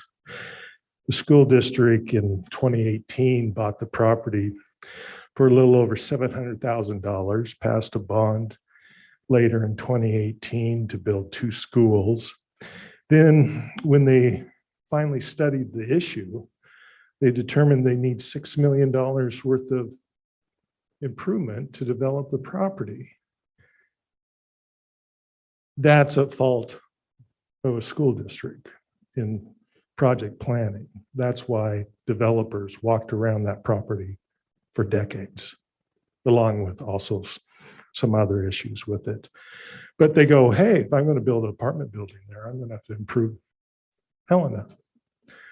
Well, the school district came to the city council and got them to do a maneuver, a boundary line adjustment, which is quite unusual. And basically, I'm looking for guidance on how to do the trick. Because what we have here is this black line is the old railroad bed. And those things are well documented as to ownership. And what you did was you had 2 lots here and the 1 lot here. Then you took this lot and made this jog so it would take you out of the mitigation for the roads. So that's a $6 million jog. Okay, well executed. Tell me how we do that. Tell me how I can go to other developers to do that. Because I want to know how to do that $6 million trick for other developers. Thank you. Thank you, Mr. Kelleher. Erin Zamzo is on the Zoom and she's had her hand raised. Erin, do you want to speak to an item not on the agenda? No, I accidentally raised my hand and I apologize. I only wanted to talk about the animal shelter, so carry on. Thank you. Is there anyone else who wants to speak to a non-agenda item? Okay, then we will move on. 9A is a resolution to reject all bids for bid call 2022-03.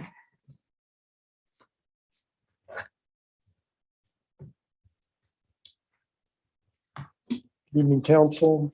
My name is Paul Meyer. I'm with the Public Works and Utilities Light Department.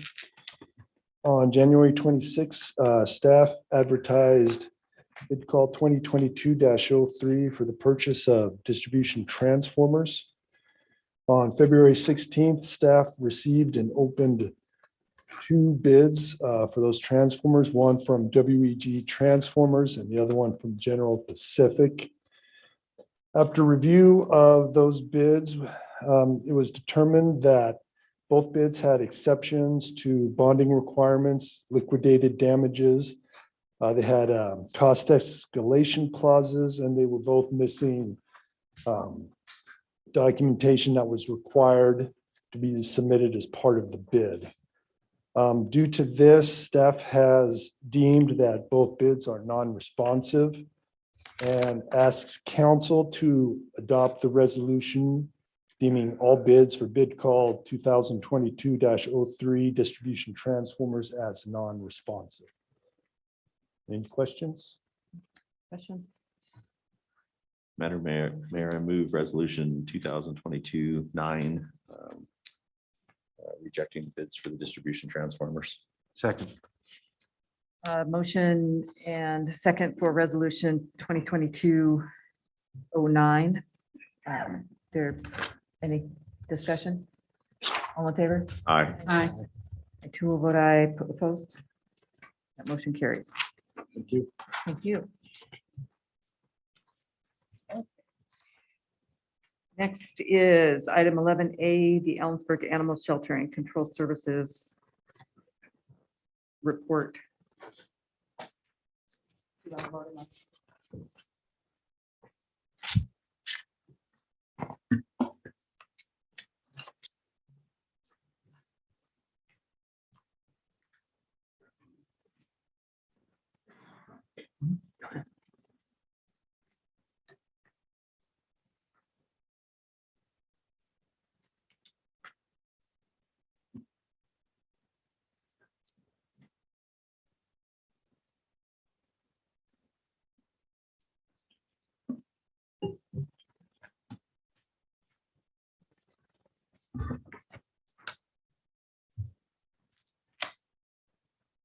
Good evening, council. Thanks for your time tonight.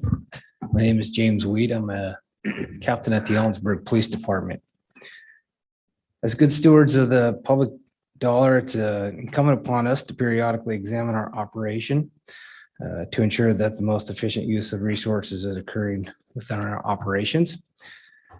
This last few months, as you know, we had a few key retirements that have led us to examine our shelter and service operation. Essentially, what the structure is at this time is the Ellensburg Police Department is responsible for administration of the animal shelter as well as animal control and enforcement. The allotted staffing for the shelter is one full-time shelter manager, which is currently vacant, and 2 full-time animal control officers. And we're experiencing one vacancy in that position right now. We also have 2 part-time shelter aid employees, and these are 20-hour-a-week folks that handle assistance with shelter care. We're also sort of spanning our full-timer vacancies with a temporary position that we're using right now. The 3/10 sales tax allocations, currently the animal control budget services and shelter care, so all in is around $360,000 a year that we spend at the shelter. 118,000 of that, around 32%, will come out of the 3/10 sales tax this year. That funds the current 50% of the full-time animal control enforcement officer that we have on staff now, as well as half of the salaries to the two of the 3 shelter aid positions that we're using. A little bit of a snapshot about the shelter. In 2021, which is the year most relevant to us now, just for color, we did have a new software program go into effect in 19, so those numbers aren't quite accurate. But in 2021, we did about 459 animals that came through the shelter. About 0.5% of that was on-site adoptions, 34% were redemptions by owner, and 60% were transfers to other rescues in Western Washington and other locations around the state. What does redeemed and redemption mean? Right, I'm sorry. I think what happened there was they mean the same thing, but there's a software entry error. So it's the same category. If you combine 2020 redemption. But what does the term mean? Oh, I'm sorry. That means that an animal came into the shelter and that someone came and picked it up. The owner. The owner, yes, sir. Okay, thank you. So in an effort to kind of examine our operation and figure out what needed to happen going forward or what the status of it was, we asked for the city to provide a survey to the community. We got 800 or so, I believe, responses on the survey. The top 5 things that came back in as requested from the community members were increased volunteer opportunities, increased animal adoptions, animal owner surrender capacity, lost and found services, and increased animal control services. Just for some color on the shelter operation, we do have a contract in place with the Kittitas County government, and they pay approximately $60,000 a year to the city of Ellensburg for animal care and shelter services. And they do contribute about 50% of the animals to our shelter roughly.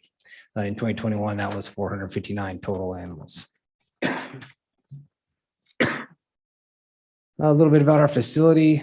The facility is aging, but it is a cinder block constructed building. Currently operates 16 dog kennels. Each has access to an outdoor space. There's space to house roughly 15 cats as well. Although the shelter isn't publicly accessible, it's not the type of shelter you might see on TV where folks can wander in from the public and play with animals. The structure is sufficient to handle the current number of animals and employees. Just for some perspective, in 2005, we had around 1,100 animals that came through the shelter. 2009, around 800. And in 2021, about 450, according to our annual reports. So we are on a downtrend of animals coming through the shelter. The building and grounds that we operate on are in good repair, and overall, they're very serviceable for continued operations. As far as the animal control side of the house goes, the city received about 437 animal complaints during the 2021 year. About 177 of those were handled by the 3 full-time employees over the year. And patrol officers handled about 260. Currently, the services that we provide out of our shelter, lost and found, strays, owner surrenders, regulatory impound, so that'd be quarantine or dangerous dogs, licensing. We transfer to other agencies for adoptions, other rescues, in-house adoption, outsourced medical care. So animals that come in that need medical care, we do outsource that to local vendors, and field response. In looking at our shelter operation in comparison to others, it's important to kind of look at like for like services. So we went to cities similar to us. In Yakima, obviously a bigger city than us, they do contract all shelter care services with the Yakima Humane Society. Yakima Humane has on-site adoption, an on-site vet clinic, community outreach. And for the animal control or for the animal sheltering services, the city of Yakima pays a contract price of $195,000 per year. Animal control is handled with 2 city employees that are operate out of City Hall underneath a separate compliance division. City of Wenatchee contracts shelter services with the Wenatchee Humane Society, also similarly situated with on-site medical, community outreach type of situation there. They operate a little differently in that they contract both animal control services and shelter care.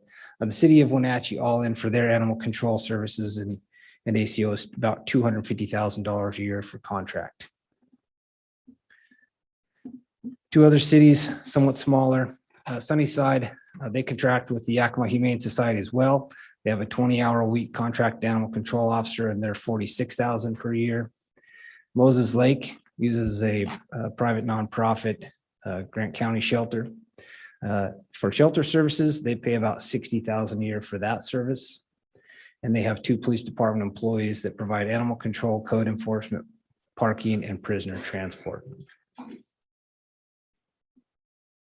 So to sort of examine the options that we have that seem most apparent.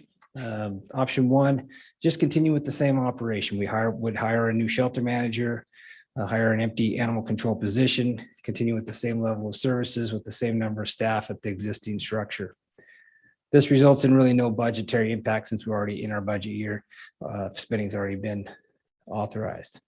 We really wouldn't add more services such as volunteer opportunities, additional local adoptions, community outreach, or other types of things, just due to staffing capacity. The shelter facility also doesn't have that much room for additional volume of folks and animals to go through. Option 2, separate the animal control function from the shelter care.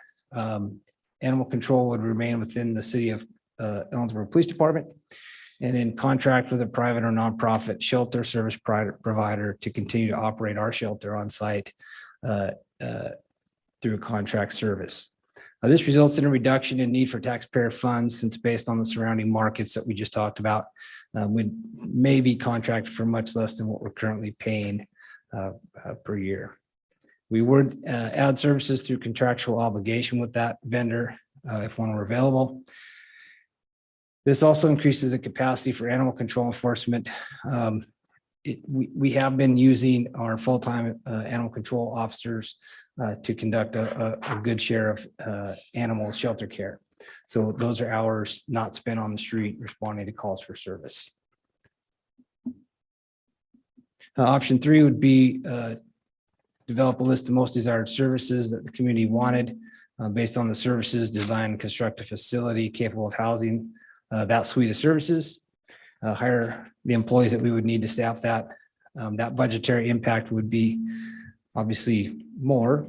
We'd end up in site design and development and staffing for increased services.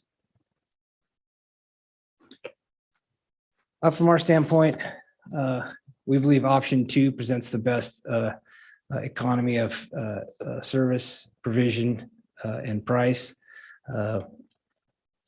We recommend development of a request for proposals for the marketplace to provide sheltering and animal care services in addition to current services that we already provide down there. That would include better adoption access, improved lost and found services, volunteer opportunities.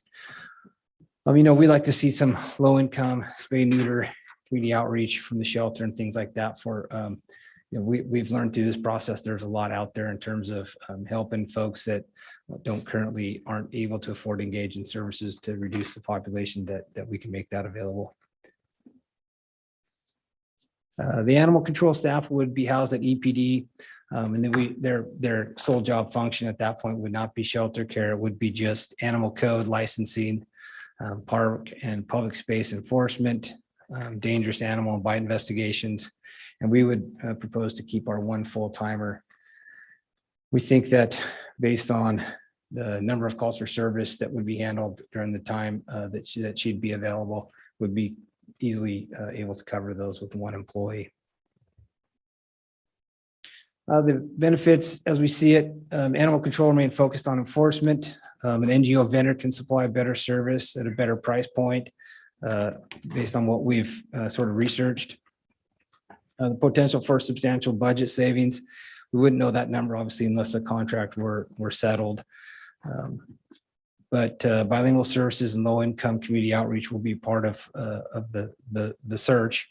Additional education and engagement services as well. And that's about what we have. I entertain questions if I had answers. Sir? Go ahead, David. I just had a quick couple of questions. I want to make sure I'm understanding. Thank you for the presentation. I just want to make sure I'm understanding. One of your early slides talks about the county's contribution. Yes, sir. $60,000.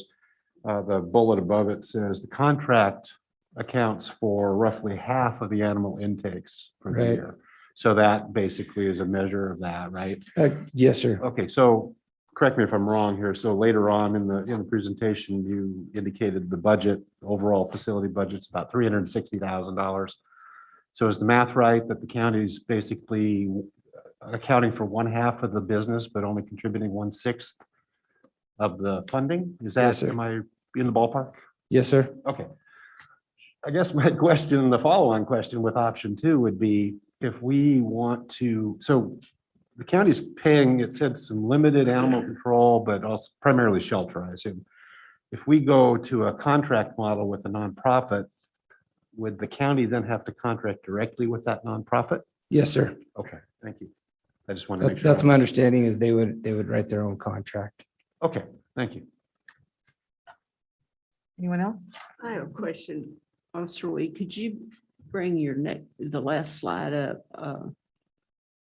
The benefits slide, yeah, there you go. So a question I have is how can the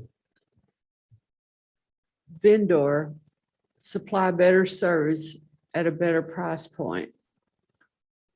Well, the vendors that we have encountered in the other cities are operating on a different business model. So for us, we're using 3 full-time government employees with commensurate benefits packages and pay packages, and as well as the part-time folks that are helping out as well.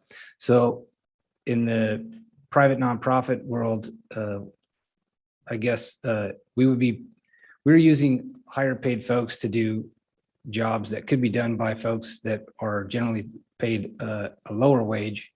And we would use our higher paid folks to then do animal control enforcement, which is what their job description really is. So essentially, the other cities use private nonprofits and contract prices in the $60,000 to $90,000 range, somewhere in that area for cities of our size to provide the service. And they do that by contracting with other agencies. So for example, the Yakima Humane Society, they contract with several small cities to provide services as well as the Yakima. Was there any analysis as to how effective they were in their communities? I don't know what metric one would look at to find that. It would probably have to be a survey result of some sort. I guess that would be my question, is what defines success? Right. And then how would that be translated into the contract or the RFP? Yeah, that's a good question. I think certainly from the chief nurse perspective, we would maintain oversight. Obviously, our animal control officer, under this scenario, our animal control officer will still continue to have a close relationship with our shelter because they're going to be still working there or working out of that location, with impounds and other investigative type work that they're going to do. We have dog bites and quarantines and that kind of stuff. That's still going to be a working relationship that we're going to keep in place, or that would be potentially kept in place under the contract. So we would keep oversight in the way that we would have our employees in the facility, and probably most likely write in some sort of inspection processes and some quality control. We want to maintain the service at least as good as it is now. So I think it's important for our citizens to, that it be no or low kill, very, very Sure, low certainly. euthanasia rate. Is there a way to put that into the contract and enforce it? Well, we've been As to operating. metrics. Sure. From Monix's question. We've been operating that very low euthanasia rate already. And so I think our continued operation is what we're essentially looking to do. And that would be something that I think we could write into a contract. I was curious. Oh, sorry. Captain, the potential of contracting with a nonprofit. Given Yakima's situation with the Yakima Humane Society, and given we often look to Yakima for support for these sorts of things, are you aware of any conversations about whether the Yakima Humane Society would have the capacity to support any elements in Ellensburg, or is it just an example? We have had conversations with other folks out there. I believe there would be responsive bidders if a proposal was put forth. I was just thinking of the Humane Society specifically. But sure, yes, sir. Thank you. Nancy, did you have some? I just want to follow up to my first question there. So if I understand what you're saying. Councilmember Goodloe, could you move forward a little bit? Oh, I'm sorry. Yes. I want to follow up on my first question about how you can supply better service at a better price point. What I think I heard you say is that many of the employees will be paid at a lower salary So in the animal shelter part of this so that more qualified the person like your EPD officers don't have to do that. And I appreciate that. I don't argue with that at all. But I am concerned about the lower salary, which it would be nice if we could pay living wage salaries to those persons who are going to be doing the other work. I don't know if there's any way you can do that, but I have a concern about it would offer jobs, would possibly more people would be hired and paid at a lower price. And that's one way to get to better service, maybe. I don't know. I'm concerned about that. Sure. To address the better services, the vendors that are out there in the marketplace achieve economy of scale. So when they have many animals from many cities or many contracts, they can have on-site veterinarians, right? So they can have veterinary services provided on site by their own employees, which is a cheaper model than having to go to the hospital to get the care. And so that's one way that service would be improved. We would have potentially better access to veterinary care without the price of seeking it privately through a contract veterinarian service. So that's just one way. And then to answer your question about wage scales, we have used two full-time animal control folks, as I said, to do a good portion of animal care over the time. And those folks' job description is more aligned with enforcement work. And so, so I don't have exact numbers in front of me, but let's say we're paying $26 to $30 an hour for an animal control enforcement officer, but they're doing cleaning and animal care that could be achieved by younger folks, summer help, that kind of stuff at a lower and more cost-effective price point, while still not having a reduction in service provision. Thank you. I want to open up. I do have one more question. Let's go ahead. I'm not clear about the oversight of the contract. You mentioned that the ACO would be checking in regularly. I wonder if the police department would still be taking ownership over the quality of that, and also if in any of these other city models, if there were other public accountability boards that were set up to monitor that quality, so like we have our other boards and commissions. Well, I think I can't answer the question as far as accountability boards with the other areas, but we are concerned that service and quality at our shelter maintain its high level. That our shelter is very clean, it's well cared for, and our employees have been doing a great job for many years to keep it that way. And the expectation for us will be that remains the same. To achieve that, obviously, the contract nuance is really not for me, but I would submit that we would want to put something in there around an inspection process annually or quarterly. Also, we will have in there that we continue to have 24-hour access for our officers to drop dogs in emergency situations. So those types of things will give us frequent access and continue to, we're not suggesting that the relationship is going to be any less close than it has been. We're just suggesting that there's a model that could potentially operate the facility at a better price point than what we have now. So I think all those things that have been in place will continue to be in place. We're just looking to change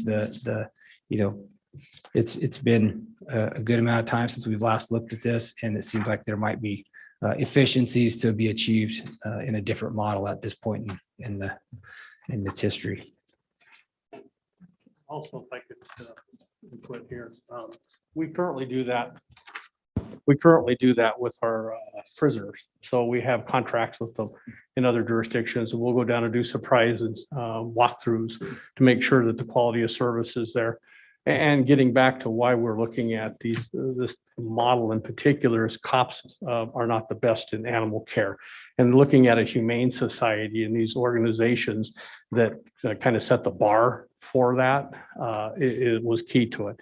You know, there's been some issues with some private nonprofits, and that would be another reason why we would want to make sure that we had the tools in place to be accountable to our community with the money that would be spent on that. Thank you. One other question.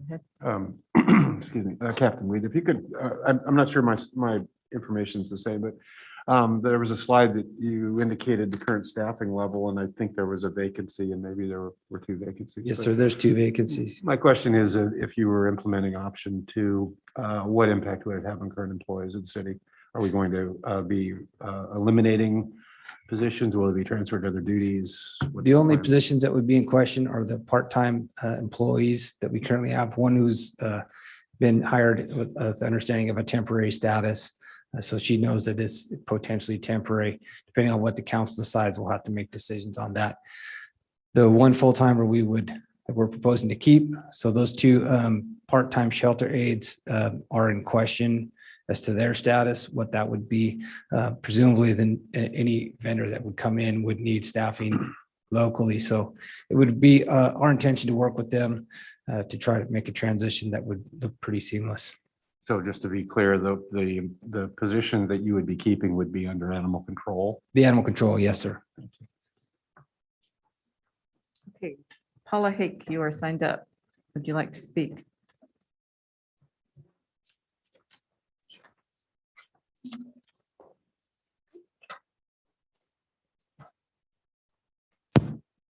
We still need to state our address.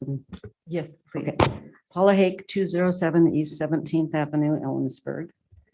I'm here tonight to discourage the council from pursuing privatization of the animal shelter. I am asking you to authorize a staff and facility needs assessment as stated in the City of Ellensburg Comprehensive Plan, since the survey results showed citizens favor more services. After the staff and facility needs assessment, I recommend a committee could be formed to research the best way to move forward. In 2005, a committee was formed to look into the working conditions and high euthanasia rates, as well as funding possibilities for the shelter.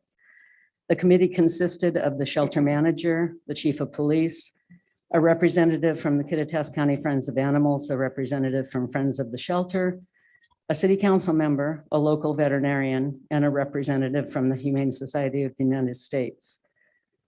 Working at the Ellensburg shelter for the better part of the last 30 years, I can honestly say more paid staff is needed, so shelter workers do not regularly work alone when they are expected to be in 3 places at once. Enforcement should not mean closing the gates of the shelter. Customers, potential adopters, all must be removed from the building when the shelter workers are alone in order to respond to field calls at this point. That's all I have. Thank you for your consideration. Any questions? Questions for Paul? Maybe later. Andrea Wing.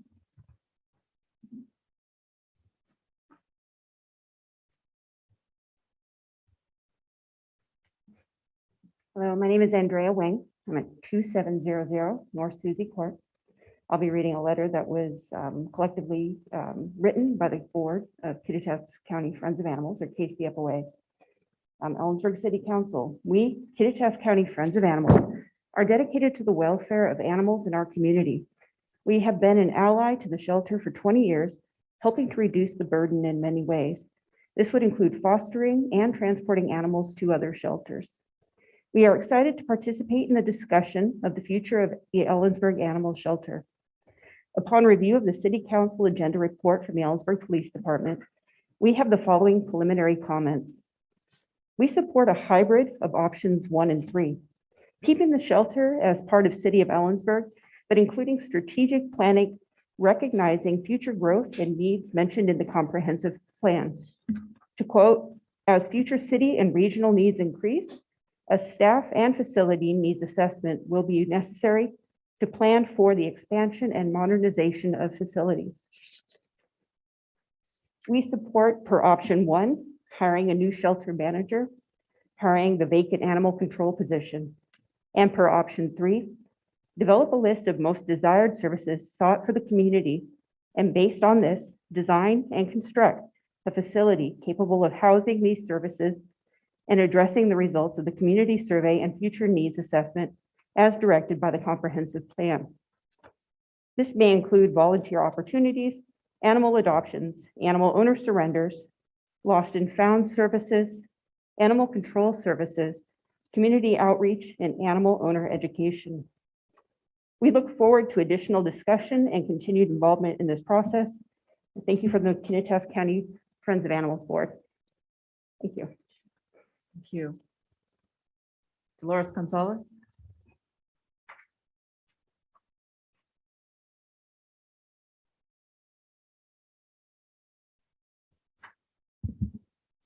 Madam Mayor and City Council members, please take into consideration, these are my personal opinions.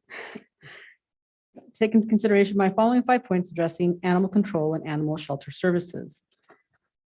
1, all 3 resolutions and ballot measures for the criminal justice sales and use tax clearly included animal control and associated administrative personnel. Voters approved this tax in 2019 with 7,760 yes votes, an increase from 6,533 votes in 2007. Number 2, City of Ellensburg Comprehensive Plan was adopted January 25th, 2021, recently, which included an analysis of the animal shelter's needs as the community grows. If the city's population doubles in 20 years as projected, we won't need fewer public safety measures, we will need more.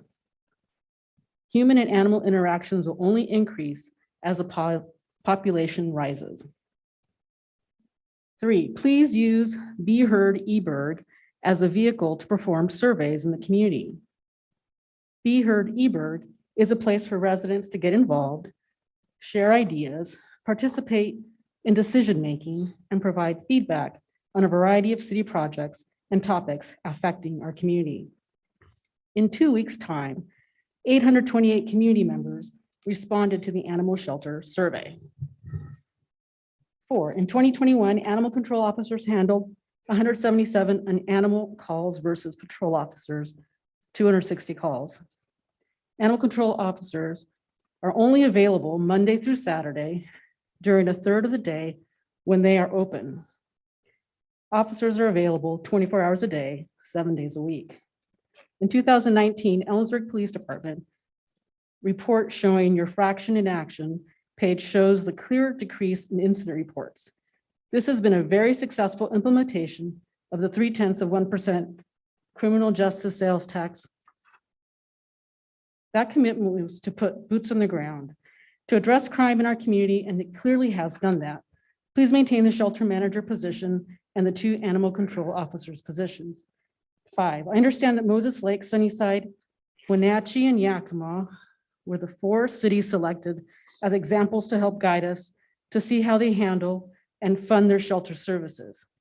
I hope we handle our shelter services based on what the Ellensburg community needs and wants, using community input, community planning, and the systems already in place to guide community decision-making.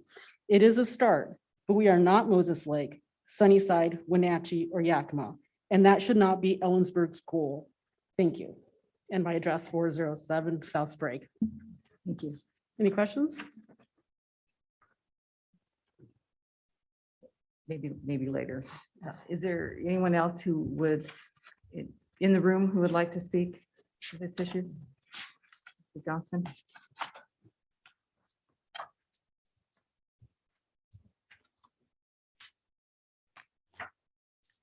Thank you. I'm Milt Johnson, 1211 Viewcrest. I just want to support what's already been said by representatives of Kenneth County Friends of Animals. I think they've been right on with their comments. Secondly, with our discussion earlier from the chief of the fire department. He indicated how the growth of the city and the county have gone up exponentially the last 3 or 4 or 5 years. The needs of the shelter have gone up in the same manner. And I think you need to take that into account. Thank you very much. Thank you. Is there anyone else in the room who would like to speak on this matter? Is there anyone on Zoom who would like to speak? So please raise your hand. The virtual hand. Here's one. So, Mr. Zamzel.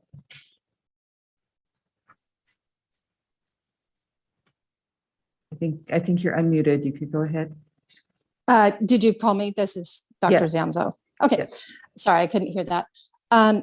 This is Dr. Erin Zamzo. I'm a veterinarian. I live at 1051 McCullough Road in Ellensburg, so I am outside of city limits. I very much appreciate what Paula, Andrea, and Dolores all had to say, and I agree with aspects of all of that. And I just want to add that both from being a veterinarian, helping with a lot of nonprofit organizations over my 32 years of practice, I agree that this is a priority for our community. I think it's something that the community has really spoken out on, that this is a priority. Privatization, to me, looks like a way of sort of just passing that duty along. And I see where it's framed as, it could be cost saving, it could be done better, but this is an important service. And it's part of having a strong and safe community is taking care of the animals. I've worked at the Yakima Humane, and it is a wonderful shelter. It's well run, but when you're a nonprofit and you're fundraising, there were times when I wanted to give extra pain medications. Oh, we don't carry that. We can't afford it. I had to ask for an antibiotic for a bad tooth. I had to, we didn't have dental equipment. They're fundraising for that now, all these things. So proper care of these beings in our community, who are individuals in our community as well. It takes money, it takes training. And as we heard on this call today at this meeting, the cost of the living wage in Ellensburg is higher than in many areas in central and eastern Washington. So to hire somebody because you can get them for minimum wage or because it's a teenager, this is hard work. Sometimes it's dangerous work. And you do end up euthanizing animals sometimes when they don't need to be. I personally have taken many home and fixed them and rehomed them because I just could not. It kills you to be in that situation and to have to do that over and over. So please prioritize this. We all care about animals. Let's do the right thing by them. And if we have to have a city-county collaboration and have the animal control department be under its own entity, or not animal control, but the animal shelter, then so be it. But please prioritize it. Thank you so much. Thank you, Erin. Is there anyone else on Zoom who would like to speak? Okay, thank you. I don't think that the intent of looking at privatization was to walk away from our commitment to animals in any way. And so I guess I'm hearing that you don't want privatization, but I'm not sure I'm understanding why very well.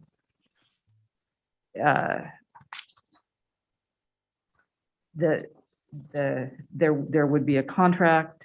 It would be able to. It would have the specifications that would say what what the standards were, the standards of care that, and I'm assuming. And so I'm not sure, we're not able to offer all of the things that we heard the folks want in the Be Heard Ellensburg survey. And I think that privatization was pursued to be able to offer more of those. So there's kind of I mean, if you want all the rest of the services, then why aren't we considering the privatization in Dolores, if you want to try and answer that?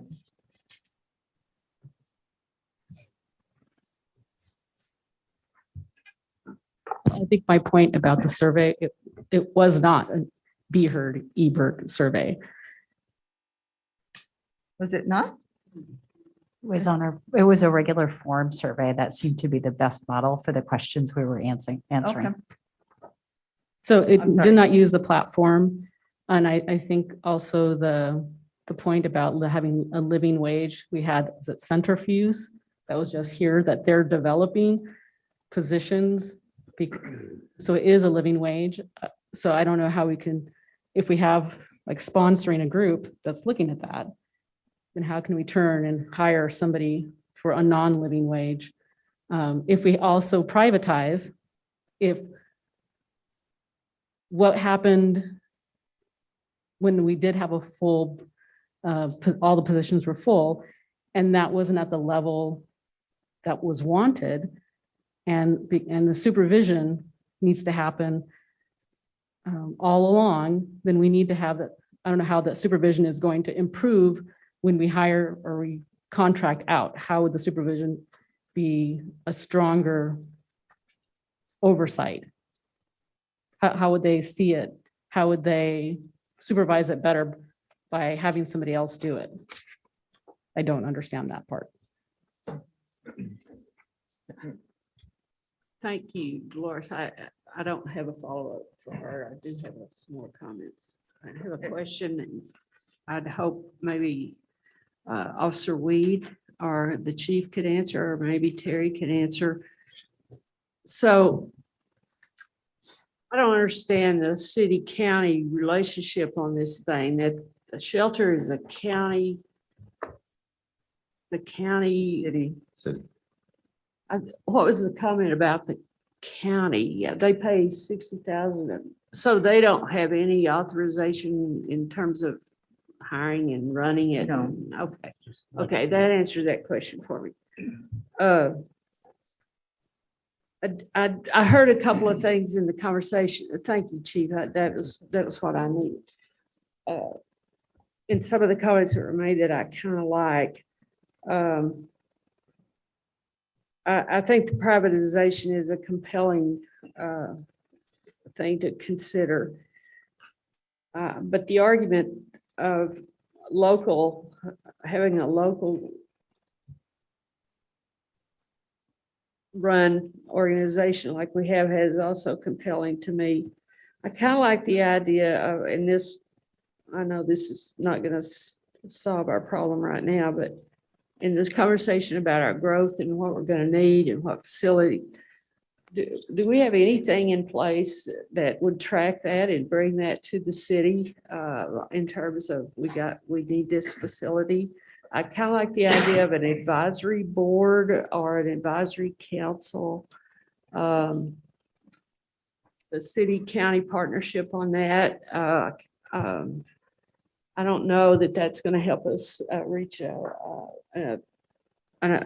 decision on what's before us tonight, but maybe long-term or in the future, that could be something that we could look at. Perhaps part of the contract could be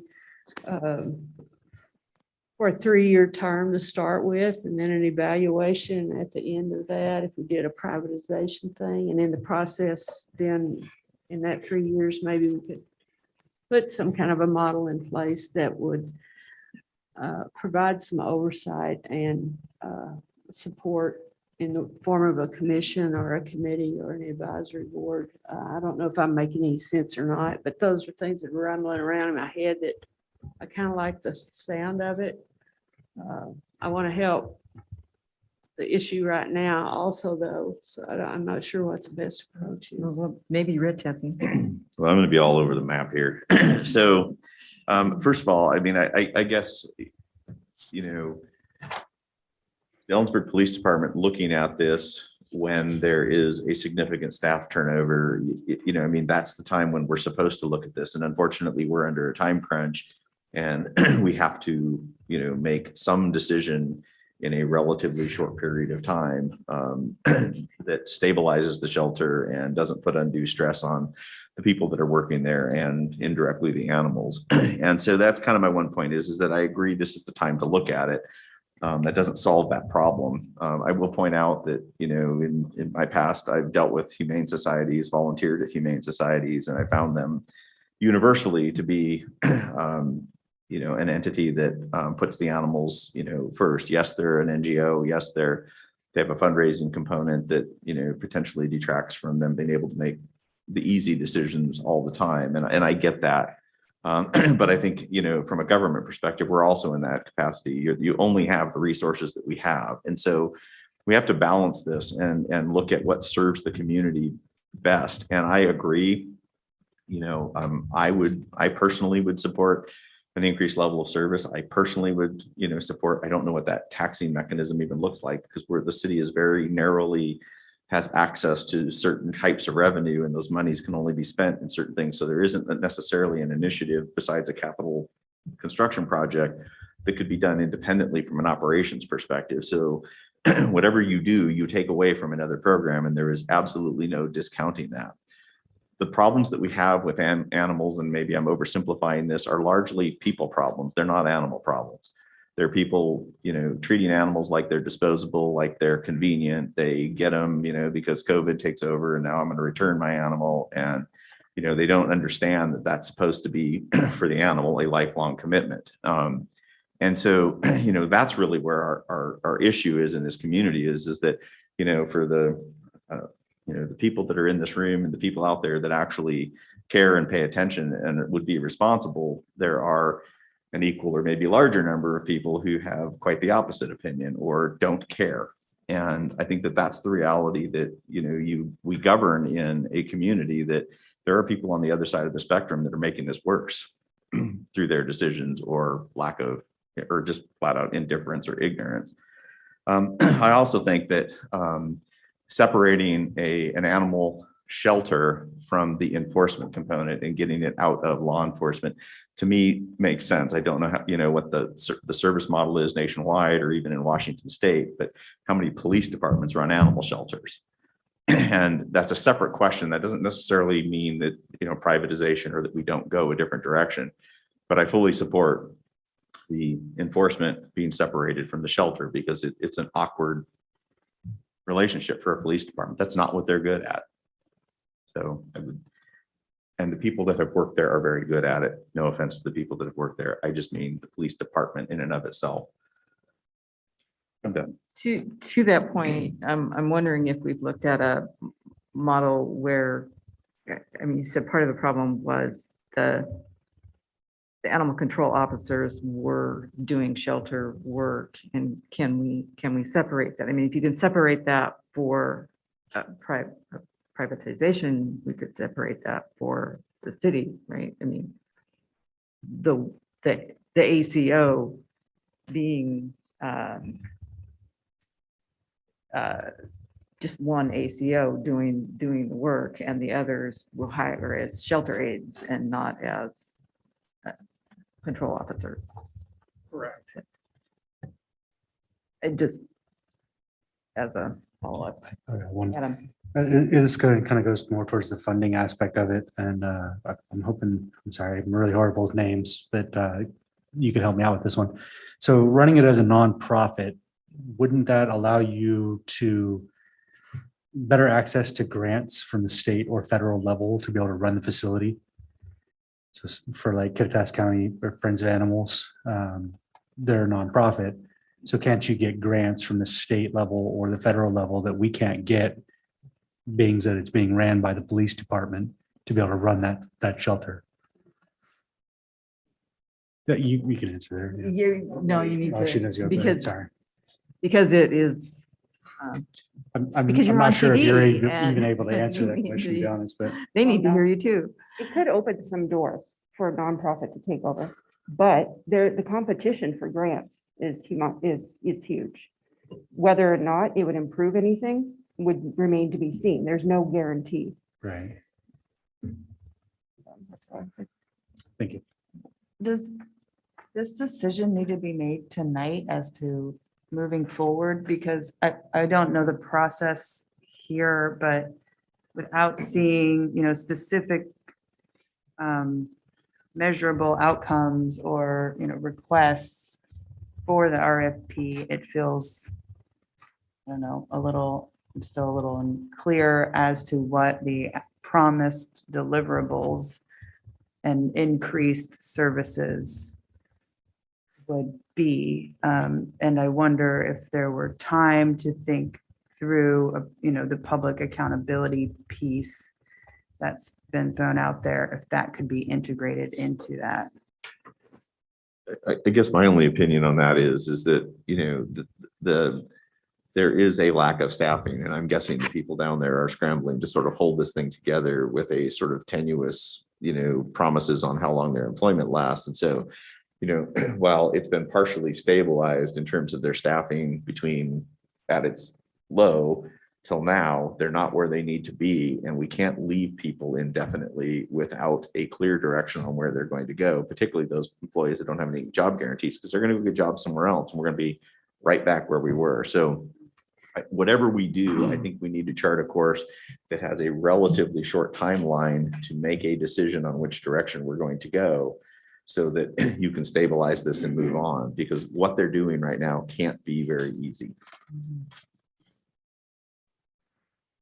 I had just one question on the recommendation, this option 2. Has EPD been able to, just in general, is the contract option, do you have an idea what that will cost?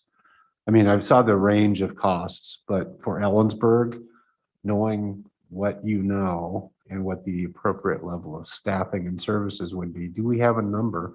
And how much of that is roughly, how much of that accounts for the current $360,000 budget? Again, it's based upon what we're seeing in the market. And we would anticipate also including something in the contract that would allow a vendor to use our existing facility. So it should come with a value to it. But I would say it'd be very reasonable, as I believe fairly accurate, between $80,000 and $100,000 at the most.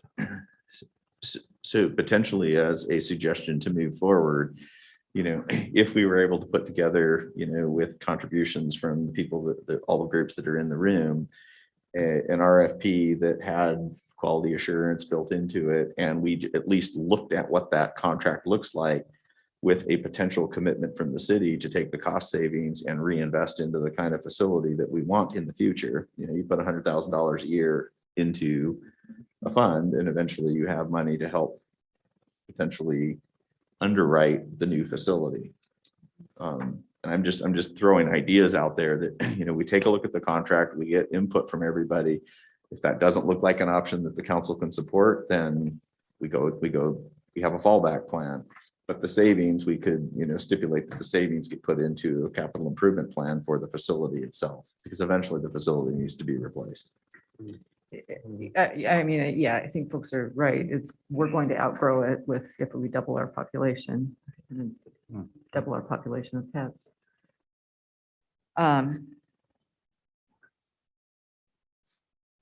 Do we want to take the temperature of the folks in the room? Andrea? My idea sounds really good until they talk. No, I liked it. I like the idea. I'm just wondering if the volunteers on whom we greatly rely I think that has to be said that Paula couldn't have done what she's done with the shelter in the last 15 years with the euthanasia rate without Karen and Dolores and Andrea and folks. So I do want to make them happy. Milt, do you have a comment?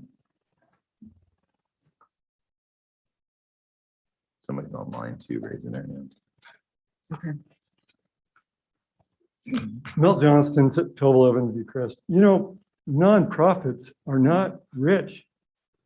Kittitas County Friends of Animals has been on a shoestring since it was incepted. And we've gone out for grants and we've gone out for other funding mechanisms. We hold yard sales and all kinds of funding things like that. But man, I don't know where you're going to get the nonprofit to come in here with all this money. I mean, I'd like to, I hope you could do it, but what I think we're concerned about is the level of care and that the euthanasia rate does not go up like it did years ago. I mean, we have worked really hard with the city to keep that really low. Karen Kittleson in particular has just done a yeoman's job of doing that. And so, I know that Andrea and her staff, her board have put together a fairly decent set of proposals that, I would give it a shot. And I really do think the county needs to step up.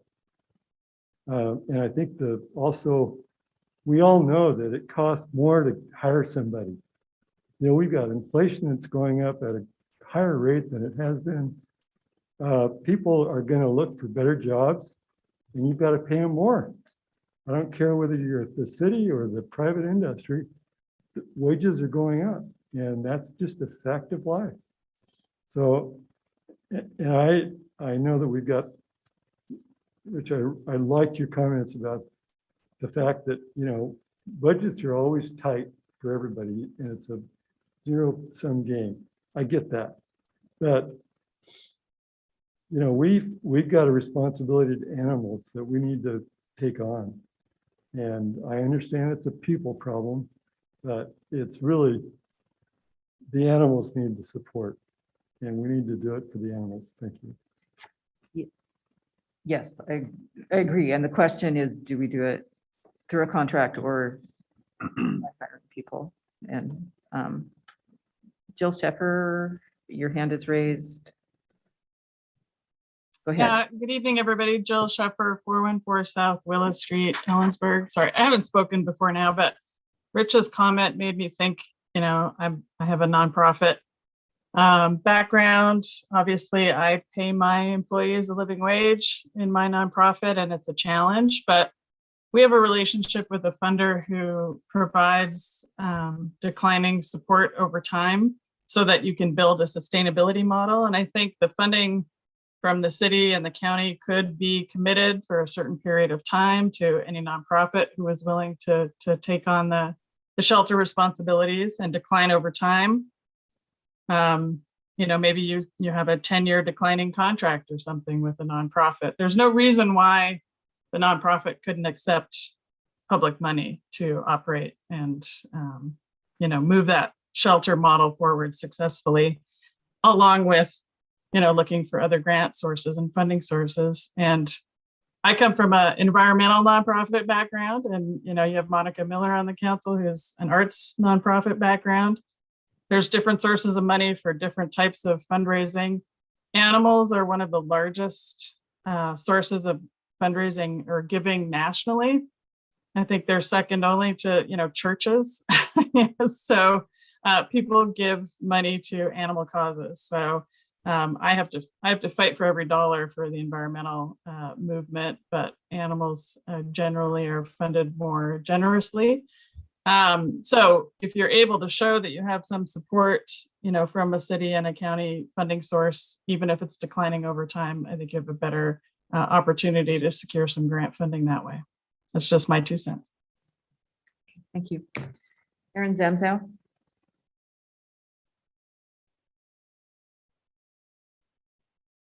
I think you're unmuted. Maybe not. Sorry. Jill pretty much addressed the point that I wanted to address also, and that Rich brought up, in that eventually having a nonprofit model is possible, but it takes time to just jump right in, and to think that some nonprofit is just going to come in with all this money and all these grants and take over is, I mean, having worked with so many nonprofits, it's just, I think it's very idealistic and short-sighted. And I do think that humane societies, I mean, look at like Adams County Pet Rescue and some of the really, really well-run shelters and nonprofits, they take amazing care of animals. I worked for an animal sanctuary that is, above and beyond what I could even imagine working for, as far as prioritizing the beings there. So I didn't mean to say at all that wouldn't be good care, but the point I was trying to get to is that I think that it should be prioritized by the city and the county, and the funding can be there if we build the funding in. And maybe that's another ballot measure, maybe that's shifting funds or something, but just to say we don't have the money, well, it's because it's not budgeted for it. So if it's a priority, then we create it. We're going to have more people moving here. And the whole idea of irresponsible pet owners, I believe part of the survey was including, education, low cost spay and neuter, all that. All those things can really help to mitigate that human factor that causes so many problems for the animals. And I do think that it should be, other than the ACO position, should be completely independent of the police department. That model just makes no sense to me. And Paula has worked so hard and so many extra hours to do what she did. There needed to be another position there to support her work. It's hard work. So thank you. So I'd like to explore how long you think it will take to do an RFP and get someone up and running as an NGO. I mean, to Rich's point that we are short-staffed. Absolutely. And we've already spoken with some entities, so we have ideas of what other RFPs look like. So that working with the city attorney and the city manager, we could craft an RFP, I think, rather quickly and get it out. But as far as the timeframes on that, I would hope that we could do it in a matter of several weeks. But I am very inexperienced at RFP, so I would defer that to those with greater experience. But I guess I'm thinking from now until when we could have Somebody in gear. someone taking over versus. In our discussions that we've had with other nonprofits, they're up and functional. It would be a matter of them just walking in and basically taking over. So I don't see a lot of ramp up time if we're talking about an existing nonprofit that's already doing the job and is already familiar with Washington State and how they deal with law enforcement. I don't see that taking very long. I think the greatest period of time is going to be the time to get the RFP put together, get it approved, and then move forward from there. And so just to interject, I mean, my suggestion was move forward with this process, but include the people in the room. Yes. In helping to craft the RFP. Yes. And we had those meetings. We met twice with Friends of Animals. And so we all had the same mission, as we wanted what's best for our community. So can we commit to maintaining the same level of funding, even if we decrease spending, if we, to Rich's idea, put the money away for a future facility, so that we're not we might be saving money or might not. I mean, if you're gonna add bells and whistles into the RFP to ensure the quality of care, maybe we're not gonna get the same price as Yakima or whatever. That those are services that they're already providing. And Okay. so we would be getting those services. It's something that they offer already, but absolutely. I mean, any cost savings would not be or moved anywhere into the police department. It would still remain in the animal control line items, which would still be controlled by the council. So. Yeah, I would add to that. I personally would like to see a really thorough assessment of the shelter's capital improvement needs over the next 10 to 20 years. So we can develop a plan for upgrading or replacing that structure, that facility. And I don't think that falls on the contractor or in this RFP. I think this is a completely separate conversation. And one we haven't had, frankly. No, we haven't for a long time. Right. So would the process be they would develop the RFP and work with Friends of Animals and bring that back to council to approve? To consider. To consider the RFP or to consider the risk? Probably the language of the RFP, Okay. right? The language in the RFP.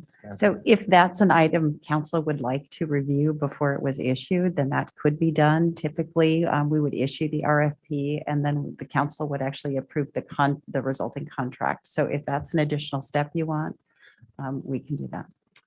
But again, it does add to the process. And time. I don't feel a need to review the RFP. As long as Friends of Collaboration is Animals and the Friends of the Shelter are involved in the writing. Yeah. I was just going to add, Here. excuse me. Sir. Go ahead. I'm not familiar with the conversations with the nonprofits or the others that may be responding to the RFP, but I think what we're talking about, if we go forward with the recommendation from staff, is it's an experiment, right? It's a test. We've never done this before this way. So I would like to see, and I like the idea of this longer. I think of this as a short-term need and a long-term solution. I don't think this RFP is going to necessarily give us the latter. Hopefully, it would help with the current need. I think what I think should be clear in the RFP is it's a short-term performance period with annual review. And I mean, short-term, like 3 years, that kind of thing with annual reviews. And if performance fails, and this goes to the point about a citizen advisory committee, we have a solid waste advisory committee at the county level. We should have an animal control advisory committee, it seems. I was thinking that if at any point the service levels fall below the standard that the community expects or that we have defined as council, we can terminate the contract. Having said that, we should have a fallback position in case we have to do some backfilling on staff. But I think we're kind of in uncharted waters here. I appreciate from everyone's comments that it's challenging, and I think everyone is on board with doing right by the animals, clearly. But this is different. This is a new venture if we go this direction. Well, I'd support those comments also. Perhaps when we look at the contract and review that, we could also map out some long-term strategies for how we want to take care of a facility issue, or what do we want the animal control care program in this county to look like 10 years from now. I think option 3 speaks to that, and to me, it wasn't. You could do option 1 and 3 or 2 and 3, but it seems like what we're talking about is to initiate a process to look at what's described in option 3. One of the challenges we faced is in 2005, we had 1,200 animals through the shelter. Now we have 400 or so. And so projecting that into the future, there's a potential we could have fewer animals. Although the population is greater, they're taking better care of their animals. That would be a good result. Yeah. So kind of work our way out of business like we're trying to do in other areas. Yeah. Do we? So I just have one other clarifying question. If we go the privatization route, does that takes the responsibility out of EPD and puts it on the private provider? Is that, No, we would you still would still have a service contract with with the nonprofit to meet the needs that we as the city and as the police department have for those services. And like with our jail contracts, we would still provide oversight to make sure that they're meeting the requirements of the contract. but your officers would not be doing shelter? The officers would not. The animal control officer would be moved to the police department. Their primary focus would be on enforcement activities, which is what they're there for. And 177 calls for last year, average patrol officer handles 585 calls a year. So we feel that by having one position that we could accommodate that. Thank you. My one thought about the nonprofit piece, I think just with any business, any partnership, private-public partnership, NGO or private, we would want to see that they were capable of, that they had a sustainable business model in place. So regardless of that status, that would need to be a qualification that they were, that they had good business practices and were not necessarily scrambling for their services and at this point of our engagement with them. And those that we came in contact with all are well-established. They have a track record. I think it'd be important to show that as part of the, somehow in the RFP. So that would be transparent to the community that they would feel, you know, comfortable with the financial status of the whoever was. Absolutely. Is there also, do you know, Chief, if there's the equivalent of a accreditation or certification from the American Humane Society for shelter providers, you know, subscribing to the best practices and so on? No, I do not know. I know that under our accreditation through WASPIC, there's nothing dealing with the non-law enforcement functions, but through the humane societies or through the animal care, I'm not aware of any. One last question, since you've been involved with the oversight of the shelter. Is there any state oversight in terms of inspection, regular inspection of conditions? Do you know of anything that where the state, an agency of the state would come in and like we get inspected for other things, you know? No, we do Labor maintain, industries or what? we do maintain a DEA log for medications. But no, we've never been inspected by the state, and I'm not aware of any body, state organization that would do that. Yeah. Okay, thank you. I think we have consensus that to move forward. It would, I guess, from staff perspective, it'd be good to have this formulated to a motion so staff has clear direction as to what's being required. Anyone want to attempt that? Is one more thing, sorry, is the 2 weeks to see the RFP, is that so bad? Would that, I can't, so we start putting the packet together in a week. And so I can't guarantee that we'll have, especially with a larger group to contribute to a solution. So. ASAP. okay. You know. I'll make a motion. Go for it. Okay. I move that we direct staff to formulate an RFP to solicit proposals to initiate shelter care services for the city of Ellensburg, and that the city of Ellensburg Police Department involve community partners in animal welfare in formulation of that RFP. I'll second. Okay, motion and second to direct staff to form RFP for shelter services and to involve the community stakeholders in the development of that RFP. Catch it enough? You had more words in there. It's late. I Um, gotta pee. Yeah, we could take a break, but do we're we too need close. to- So, Sorry, go ahead. so this discussion, and I'm going to allow Dolores Gonzalez to have a word. Can we, my part of discussion on our way is, can we specify the Friends of Animals as that community partner? I think that, I mean, I just, to could. be clear, there. Go ahead, Dolores. Dolores Gonzalez. Would it be appropriate to also include a council member on the RFP creating committee? It could be appropriate, yes. Rich Elliott is volunteering. Thank you. So I don't think that needs to be part of the motion. I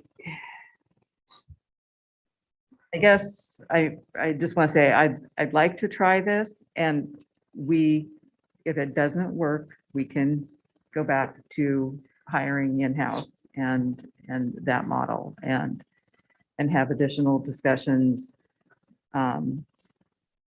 about future planning as we go. Any other discussion?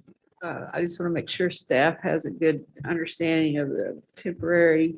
I don't know if it's necessary to put it in the RFP, but I like Councilmember Miller's suggestion for a temporary arrangement, maybe 3 years with an annual evaluation.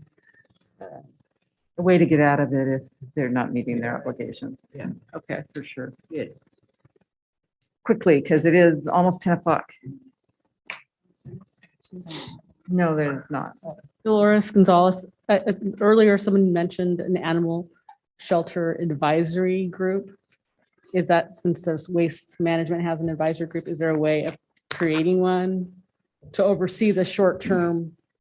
I think we need to talk about that more, and if we're going to pursue option 3 and discussions of future, that's something we might talk about.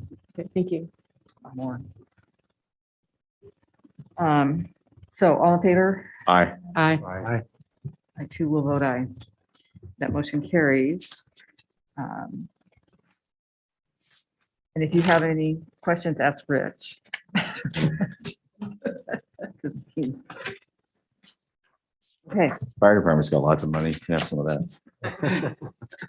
okay, so next item is the Summer Experiences and Enrichment for Kids Fund, grant acceptance and subcontractor agreement. It's an impromptu break. You can go ahead. Yeah, it's oh, look, that's- Some water while you're out, will you? Go ahead, Brad. Are we ready? Everyone's left. but Everybody's you can- scattered. you can go up. Sorry. That's cool. All right. Good evening, Council, Madam Mayor. Back in November of 2021, the city of Ellensburg, in partnership with the Kittitas Environmental Education Network, submitted 2 grant proposals through the Summer Experiences and Enrichment for Kids Fund, a program offered through the Washington Office of Superintendent of Public Instruction and managed by the Association of Washington Cities. The purpose of the SEEK Fund is to increase access to quality outdoor summer programming for youth and communities who have historically been underserved and who have been most impacted by the COVID-19 pandemic. The grant program runs from April 15th to November 15th of 2022. In the past, Keene has gone to the city through the Park Partnership Program to apply for funding to assist with the program, and we've offered, they've been awarded some funds, pretty a nominal amount, but this is a program that we're familiar with. So in late January of 2022, we were notified that the 2 grant proposals that were submitted were both awarded funding.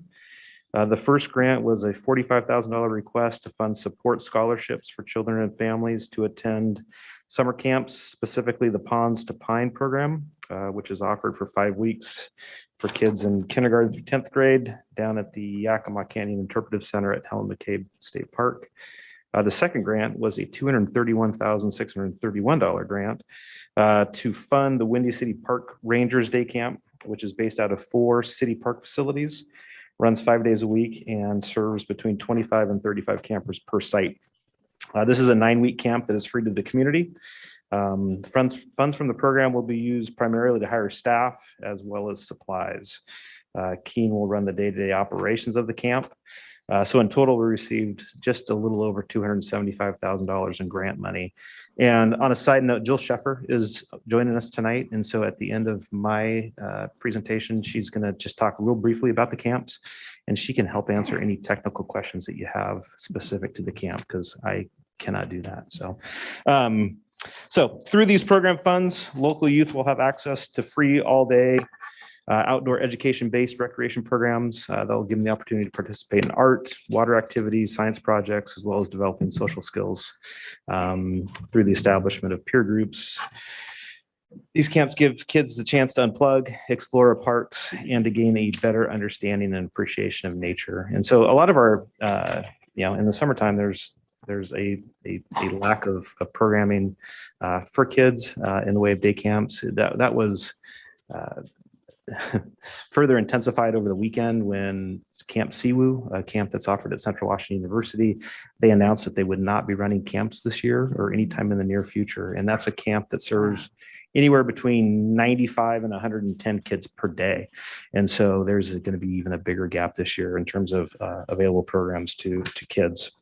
There is no match requirement for this grant. It's a reimbursable grant. And so so we've started working with our finance department in terms of what that looks like. This is COVID relief money, so it's federal money, and we will be working closely with them to make sure that we're monitoring and doing all of the necessary paperwork associated with the grant.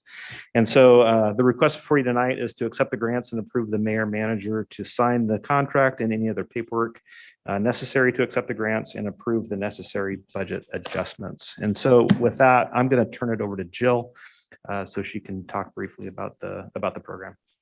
Go ahead, Jill.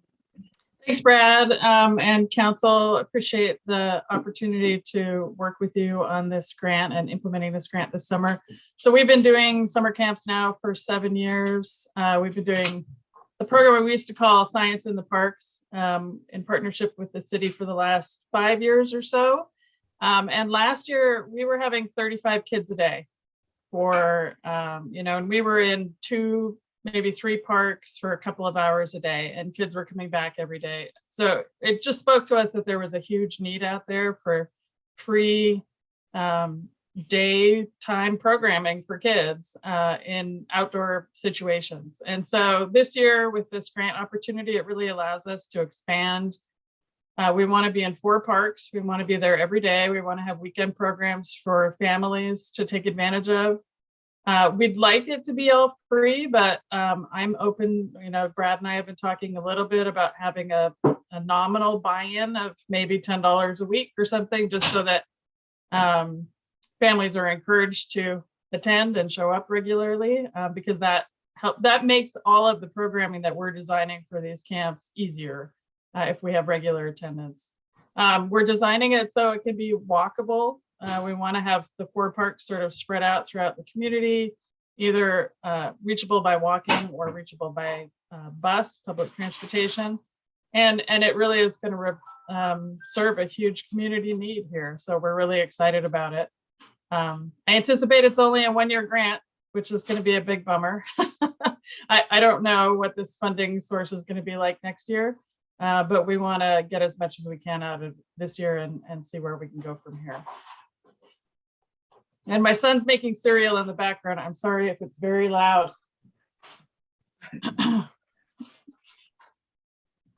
Thank you, Jill. Council, do you have questions? 2 quick questions. How will this increase the, you said 35 students a day. How many students or youth will this serve? We anticipate smaller numbers at each park. So I think we'll be in the 10 to, well, now that Siwu closed, I mean, we could have 30 to 50 kids every day in the parks. It could be overwhelming. Staffing wise, we're anticipating hiring 14 people plus a program director. And we pay living wage, so we pay a high rate of pay for those folks. So we anticipate, the maximum of 24, just given supervisory needs. Plus, we'll be looking for volunteers and interns to have helping at the programs as well. But if we're over that, we're going to have to turn people away. It could be a lot with CWU not being operational. Are you tied to, can it be a sliding scale just in terms of building funding for future programs? I'm open to that. I mean, we wrote the grant to have it be a free program. But if we feel like there's a need to recapture some funding to be able to afford to do it next year, I'm open to that as well. I like the idea of free actually, but I Me too. get your point for getting folks to attend regularly. Rich, go ahead. Can we work in shelter animals somehow? Just saying. Like a petting zoo. We're gonna have petting zoos, yeah, or the kids could take them for a walk. I would make a motion that we authorize the mayor and manager, or that we accept the grant. We authorize the mayor and manager to complete whatever paperwork is necessary and bring back budget amendments to allow for this program. Second. Motion and second to authorize the mayor and manager to sign the grant acceptance and subcontractor agreement for the summer experiences and enrichment for kids. Madam Mayor, could I just add one additional thing, that the second grant that we wrote was for scholarship support for families in need to attend our regular summer camp program, which is an adventure-based summer camp. We do out of town trips. We're doing wilderness backpacking. We're doing, lots of, real summer camp type activities. And that funding will allow 80 kids to attend summer camp for completely free this summer. So that's an immense additional benefit to this project. It's the second part of the grant application that we that's asked for awesome. and received. Right. It's amazing. Yeah. And then both Both grants. right. I agree. Everyone is clear that it's both grants. I had understood it that way. Okay. For the discussion, all in favor? Aye. I too will vote aye. That motion carries. Thank you. Thank you. Thanks for sticking it out. It's the latest we've gone for a long time. Bruce always got his meetings done by 9, just saying. Yeah.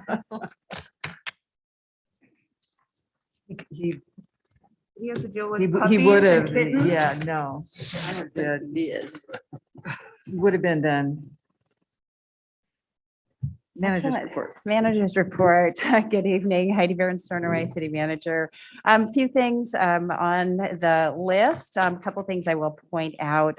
We did start initiating a monthly e-newsletter. There's the ability to sign up online, and that goes out the first week of every month in that effort to tell our story better.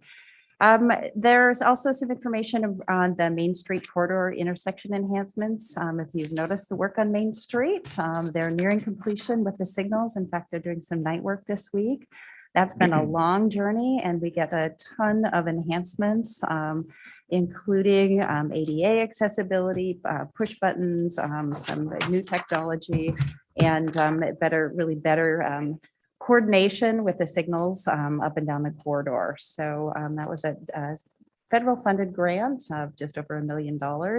And it was started last year. And the reason it's finishing this year is due to a number of supply chain issues. And so they definitely hit us at home here. Another item I'd like to call out, council has the ability to make a decision on this if you would like. And that is the state indoor mask mandate will be lifted as of March 12th. And so the governor's office is allowing folks to continue to masking indoors. Again, for our public meetings, we've said that we've been following the governor's rules. So if council wants, They can certainly extend to continue masking indoors after that date. So if there's some will of the council to continue that, we can do that. Otherwise, our employees and our public facilities will be directed to just follow the governor's order. So people can attend city facilities and do business at City Hall without a mask if they so choose. Very much support lifting the mask mandate. And the governor's rule goes away. Yeah, I think we follow the governor's guidance all along. I don't see any reason that we should deviate at this point. I think that would make a lot of people pretty happy. Absolutely, absolutely. And we will continue, as the council had stated mid-year last year, that we will continue to offer our meetings in a hybrid fashion as we continue to move along. So that's all of our board and commission meetings and council meetings as well. So that's option is still available for people. So a couple other items. One I would actually just like to read. This came in from one of our staff. It's just a little statement that I think says a lot.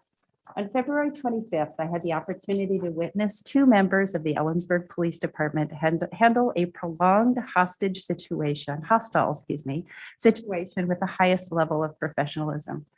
While providing support during the cleanup of the community garden site, Corporal Josh Ingram and Officer Lucas Anderson dealt with an individual who was verbally abusive toward them with tact, courtesy, and kindness. The end result was a community space that was cleaned up and reclaimed for its intended purpose, and a community member who was able to retain his personal property without further incident. This experience proved what I already knew, that our community is extremely fortunate to have a first-class police department protecting us. I want to thank our Parks and Recreation Director, Brad Case, for that. So the last thing I will add, because it is late, I'm handing out a paper copy. This is our 2021 year in review. If you wonder what we do across our city services during the year, you can find a lot of it here. It's certainly not lists everything that we do. In our, when we were working on our council retreat last year, a common theme came up, and that was we need to, I say it, tell our story better. We need to continue to inform people of what we do, where their tax dollars go, how they can remain engaged. And so all of this we'll put this up on our website, but our intent is actually to gather information from here and do a mailed city newsletter to all of our community and just an annual report style format. So this is, again, part of a strategy we're working on to better tell our story, help people understand how the city works and what we do. We will be back with an overview of some other items that we're doing in that area, either at a study session or maybe we'll do a communications update to the city. So just wanted to share this with you. And if you have any questions, feel free to direct those to me. And that's all I have tonight. Thanks. Thank you. This was homework. It is. You have to read it. Councilmember Elliott. Just very briefly, just a reminder, I will be at a work function in 2 weeks. I will try to call in to preemptively get an excused absence. So moved. We did that last week. Oh, sorry. I'll double down on that. Okay. I got a proposal in draft form to police, mental health. City manager has a copy, potentially going to the transit board to expand the use of cabulance more directly. So that's in progress. And then most of my meetings are later this week. Thank you. Nancy. I attended my first meeting of the Homeless and Affordable Housing Committee of the county. We heard a proposal from Hope Source for the remodel of the Knights Inn. We had a good discussion and deferred that proposal back to Hope Source for another presentation with more information that was specifically requested from the committee, and that meeting will be on March the 18th at 10 o'clock. So anyone who's interested in that, it's I assume the county's going to continue hybrid meetings. I don't know, but if not, it will be at the county courthouse. I was going to ask, was the purpose of the presentation to, or his hopes are pursuing county funding in part through the Yes. HA?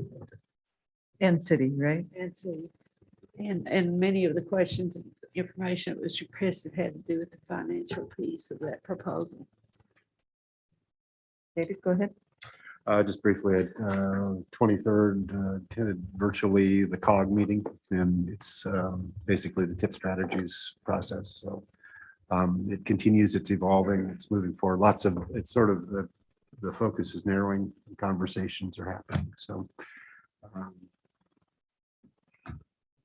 we're all anxious to see the results. So, good. When do they expect the results? We heard earlier tonight, September, but but I don't know. Manager could probably provide an update if needed. Miller, please put on your calendar Tuesday, April 12th at 1:30 p.m. to join me at the Adult Activity Center Open House to witness and experience all of the fun things that they have, and including coffee, fruit punch, and cookies on that day. What? Time. 1:30 to 3.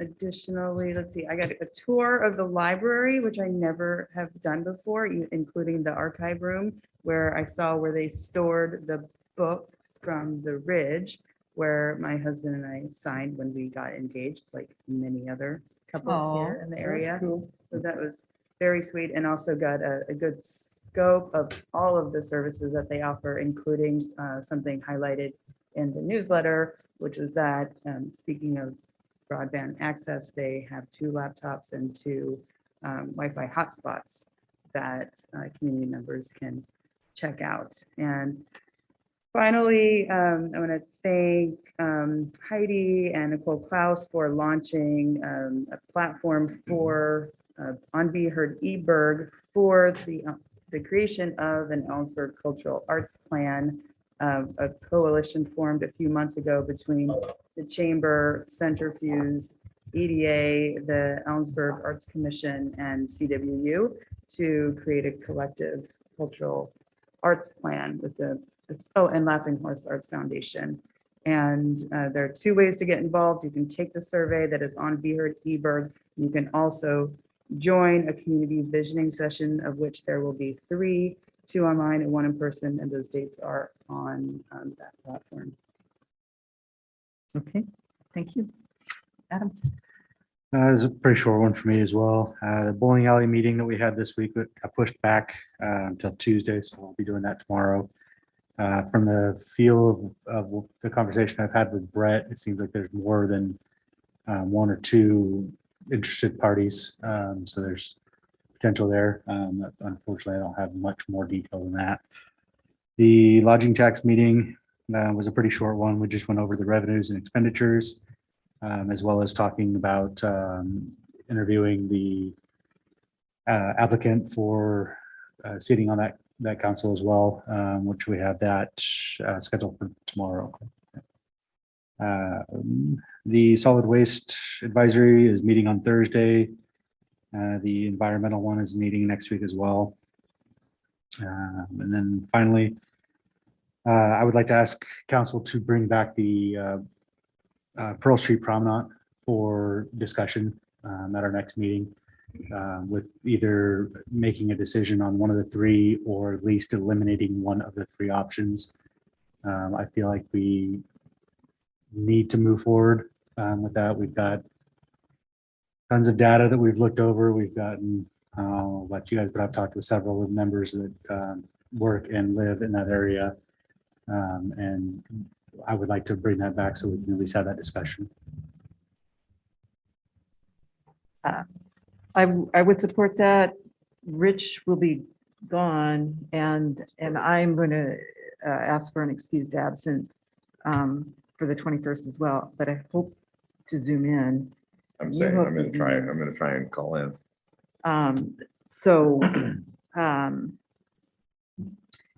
I guess, yeah, I can say my 2 cents from Zoom, so we should be able to I agree. I think we need to, I think there's a lot of anxiety out there about the proposal, and I would like to settle that sooner. Okay. That people can make decisions, businesses are. I think it's become a distraction. It's taking a lot of the oxygen away from the conversation we should be having about the park. I agree. I think we should just focus on it. So we'll put that on the agenda for next week, next meeting. That's all I got. So I do request an excused absence, just I guess in case my Zoom fails. So moved. You can have my second one. We got an extra. We have an extra. Second. Motion and second to excuse Nancy Lilquist from the March 21st meeting. How many people do we need? Four. We need four. Okay. All in favor? Aye. And I also will vote aye. That motion carries. I do want to say congratulations to the Ellensburg High School women's basketball team for their state championship. And also to the CWU women's basketball team for their GNAC championship. And just, they did have a kind of welcome back celebration yesterday, but the high school is planning an assembly after spring break, and the county commissioners are doing a proclamation tomorrow. And Central is still playing. So hopefully more championships. And so the city manager and city engineer and I met with Superintendent Haber and a couple of their board and parent and the fire marshal about Cora Street. And I think we clarified what we mean by no queuing, and I think that was helpful. And we are talking about developing a binding agreement that would give the city some assurance that their procedures that are working most of the time that will continue to be followed well into the future. And actually, the fire marshal Joe Delvo was helpful to furthering the discussion and stressing the importance of code enforcement and why that's all important. Did you have any conversation about cutting through the neighborhood's traffic and trying to control that a little bit? No, we did not. It was all focused on queuing and potentially someday we're going to have to give them a permanent certificate of occupancy and what the conditions of that might be. Also met with the city manager and city engineer and the Central Washington Disability Resources about accessibility issues and using sidewalks and how they can be involved and report issues that they see. And they're pointing out that the public can help folks with disabilities get around if they trim their branches up and move the garbage cans off the middle of the sidewalk, and of course shoveling snow. So just another reminder to be sensitive to everyone else in the community. Last Friday, an interview I did with the 88.1 The Bird aired, and I guess there is a link to that, but it didn't actually work, so we need to I guess fix it, because anyway, the Bird changed anyway, but I actually thought it went pretty well. It was half hour. Thursday, I did a pit count with Hope Source, and Adam was there as well as Heidi. So which is the point in time count for the homelessness for the unsheltered folks. And I guess what I learned and got out of it was how engaged Hope Source is. They pretty much didn't need a point in time count because they know all of the homeless people in Ellensburg and who they are and what their story is, and they keep track of them. So that was good. And the number, they said it'd take a while to. Yeah, it takes generally weeks to sometimes months, but in this case, probably weeks to get to the total. But I heard the normal number is 35-ish. Representative Schreier had a mayor's meeting, so all of the mayors in her district, congressional district, are invited to talk about their issues, and it was very interesting listening to what everyone had to say.